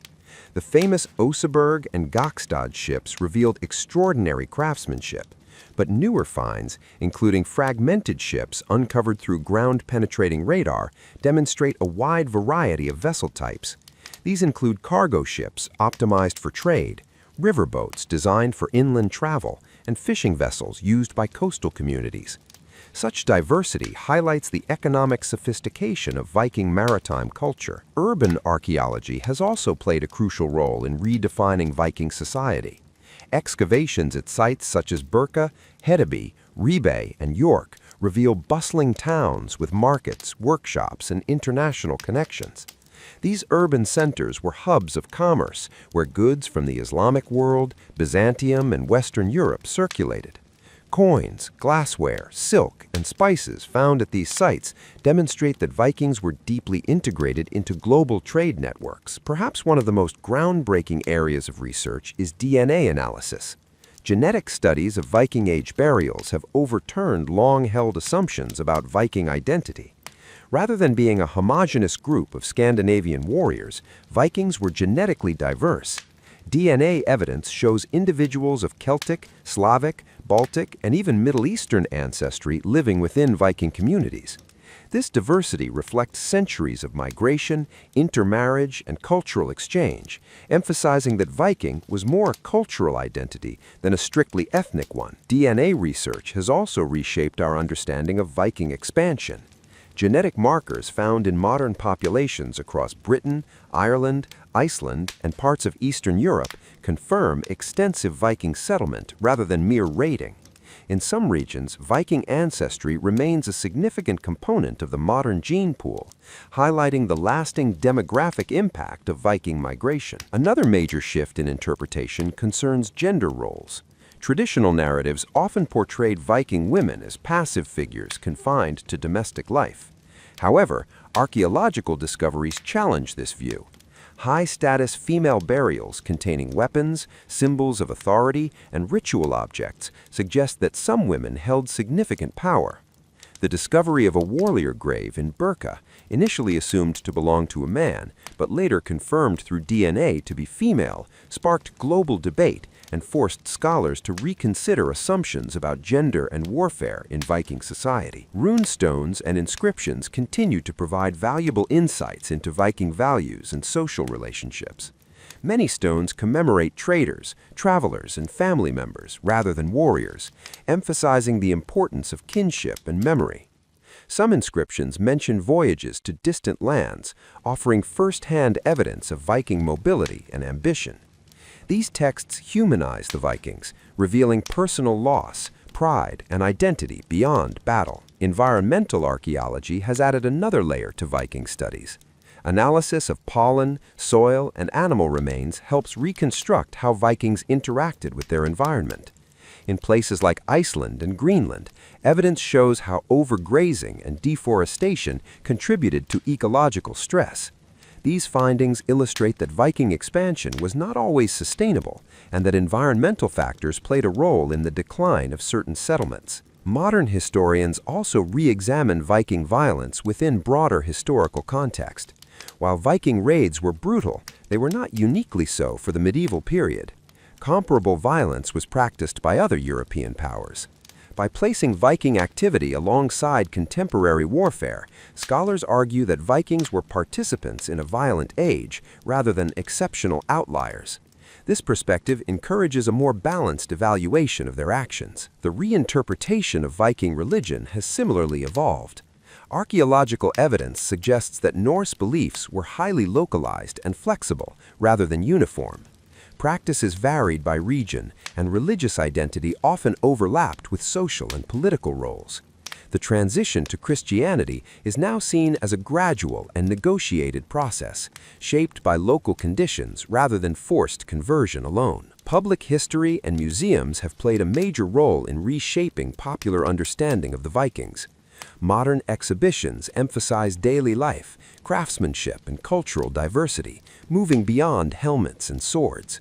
Interactive displays, reconstructed settlements, and digital reconstructions allow visitors to experience Viking life in immersive ways, bridging the gap between academic research and public imagination. At the same time, popular culture continues to influence perceptions of the Vikings.